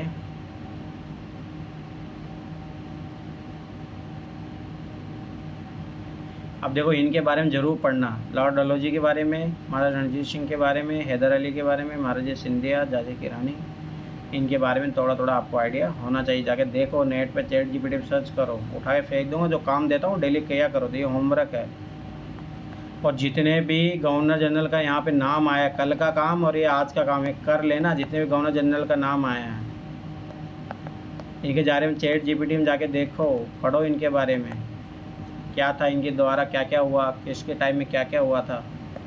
उठा के फेंक दूंगा नहीं तो तुम लोगों को। चलो इधर आओ। कंपनी की सेना संरचना में आए बदलाव का वर्णन कीजिए। कंपनी शासन भारतीय राजा शासन किस तरह अलग था। चलो यूरोपीय व्यापारी कंपनी भारत की तरफ क्यों आकर्षित होते। एक क्वेश्चन बनाता हूँ यहाँ से तुम लोगों को मेन से लिखने के लिए, देखते हैं कौन सा अच्छा बनता है। कंपनी सेना संरचना में आए बदलाव का वर्णन, तो एक तो ये याद करो घुड़सवारी से पैदल सवारी पे आ गए थे वो लोग, और सेना में भी उन्होंने अच्छे से काम करना शुरू कर दिया था। कंपनी शासन भारतीय राजा शासन से किस तरह अलग था। सब्सिडी अलायंस है संधि की व्यवस्था की व्याख्या करिए, वेरी वेरी इंपॉर्टेंट। एक तो question, east India company television का खतरा क्यों मानती थी। दीवानी मिलने से ईस्ट इंडिया कंपनी किस तरह फ़ायदा पहुंचा। बंगाल के नवाब ईस्ट इंडिया कंपनी बीच किन किन बातों पर विवाद थे। चलो अनु बताइए पहला क्वेश्चन, यूरोपीय कंपनियां, व्यापारिक कंपनियां भारत की तरफ क्यों आकर्षित हो रही थी, बताइए फटाफट। सर क्योंकि जो पश्चिम के लोग यहाँ पे आते थे और यहाँ से मसाले लेकर जाकर वहाँ जब बेचते थे तो मुनाफा लगभग 10 गुना होता था, तो उनके जो है मतलब आर्थिक संपन्नता को देख करके फिर यूरोपीय कंपनियां जो है फिर सारे जैसे डच, पुर्तगाली, फ्रांसीसी ये सब भारत आने लगे थे। ठीक है सना, और कुछ बताओगे तुम इसमें। औद्योगिकरण हुआ था सर। अरे उठा के फेंक दूंगा, औद्योगिकरण की तो कहीं बात हुई नहीं थी। और सर उनको मसालों की जरूरत थी, रेशम हुई, वस्त्रों की जरूरत और मुनाफा। वहाँ पर ना बस मतलब सामान भी कम रेटों पे मिलता था और वहाँ ज्यादा मतलब रेटों पे जाके बेचते थे और 60 गुना मुनाफा होता था काली मिर्च पर। दोनों हो गया था, कच्चा माल भी मिल जाता था और बाजार भी। ठीक है ठीक है ठीक है ठीक है। चलो बंगाल के नवाब और ईस्ट इंडिया कंपनी के बीच किन बातों पर विवाद थे, बताइए। अनु बताइए किस बातों पर विवाद थे।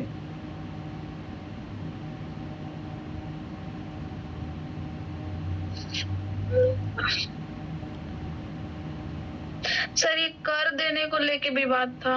और 4-5 वो विवाद थे, बताइए। और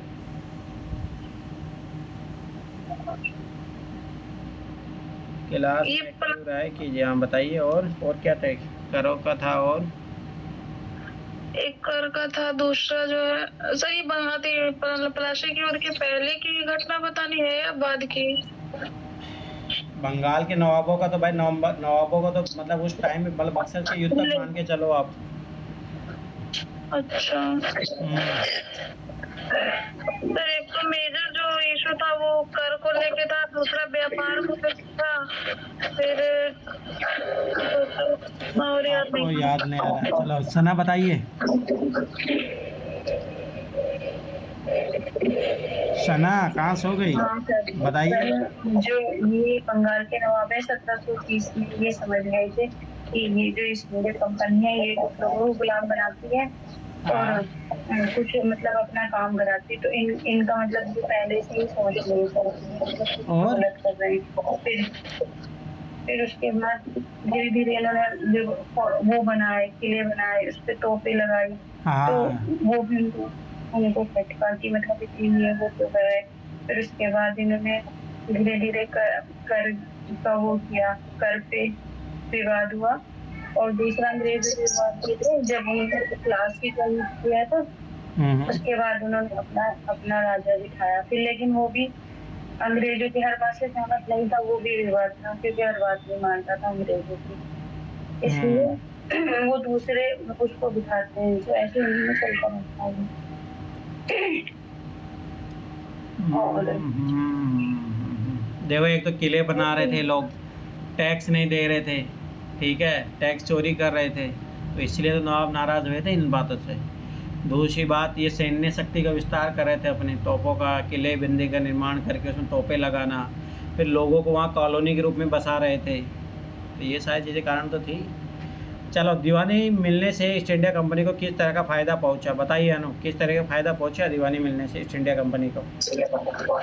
दीवानी मिलने से जैसे 1765 में जो ये लोग 1764 में जब बक्सर का युद्ध हार गए, फिर 1765 में इलाहाबाद की संधि हुई, उसमें जो है बिहार, बंगाल, उड़ीसा, ये तीनों का जो है दीवानी प्राप्त हो गया अंग्रेजों को, तो उससे उनको जो है राजस्व मिलने लगा, और उसी पैसे से वो भारत के ही पैसे से भारत में व्यापार करने लगे, और उन्हें जो है कंपनी का शासन चलाने के लिए इंग्लैंड से सोना नहीं लाना पड़ा, तो ये उनके लिए बहुत बड़ा फायदा हुआ था। और उनके मतलब उनके निजी भी व्यापार बढ़ने लगे थे, तो ये मतलब फायदा तो अर्थव्यवस्था के रूप में उन्हें बहुत ज्यादा मुनाफा होने लगा, और तो धीरे धीरे वो जो है मतलब अपना साम्राज्य विस्तार की ओर आगे बढ़ने लगे। अरे भाई, किलों का निर्माण करने लगे, सेना का निर्माण करने लगे, इसी पैसों से वो लोग, उसी पैसे से वो लोग सेना का ये रखने लगे। चलो ठीक है सना, बताइए east India company Tipu Sultan का खतरा क्यों मानती थी? क्योंकि टीपू सुल्तान का जो एटीट्यूड था, एक तो वो फ्रांस की जो साथ का गठबंधन कर रहा था, तो उससे पहले वो फ्रांस ने अमेरिका का साथ दिया था, तो अमेरिका को जिता दिया था, तो उनको ये भी डर था कि इनके साथ मिलके हमारा वो पतन ना कर दे कंपनी का। अच्छा, और दूसरा जो टीपू सुल्तान का वो स्टेटमेंट थी कि 1000 साल लीडर की जिंदगी जीने से एक दिन शेर की जिंदगी जियो, तो वो भी था।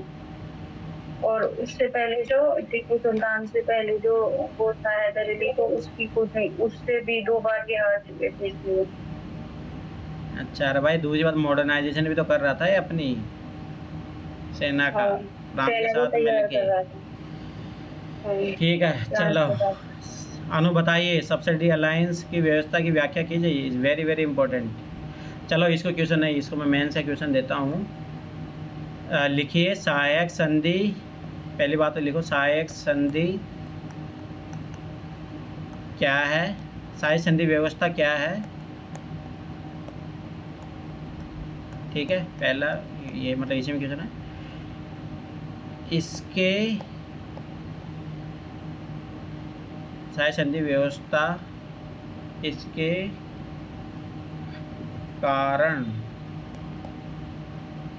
कारण क्या भारत गुलाम राष्ट्र बना?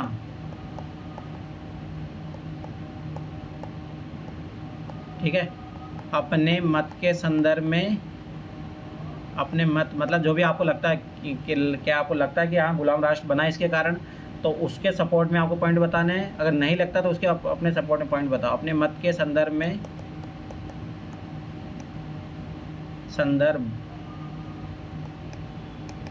अपने मत के संदर्भ में बिंदु लिखिए। क्वेश्चन ये है, सहायक संधि व्यवस्था क्या है, इसके कारण क्या भारत गुलाम राष्ट्र बना, अपने मत के संदर्भ में बिंदु लिखिए। तो ये क्वेश्चन है, 2 क्वेश्चन हो गए आपके जो कल लिख के लाने हैं। ये दूसरा क्वेश्चन है,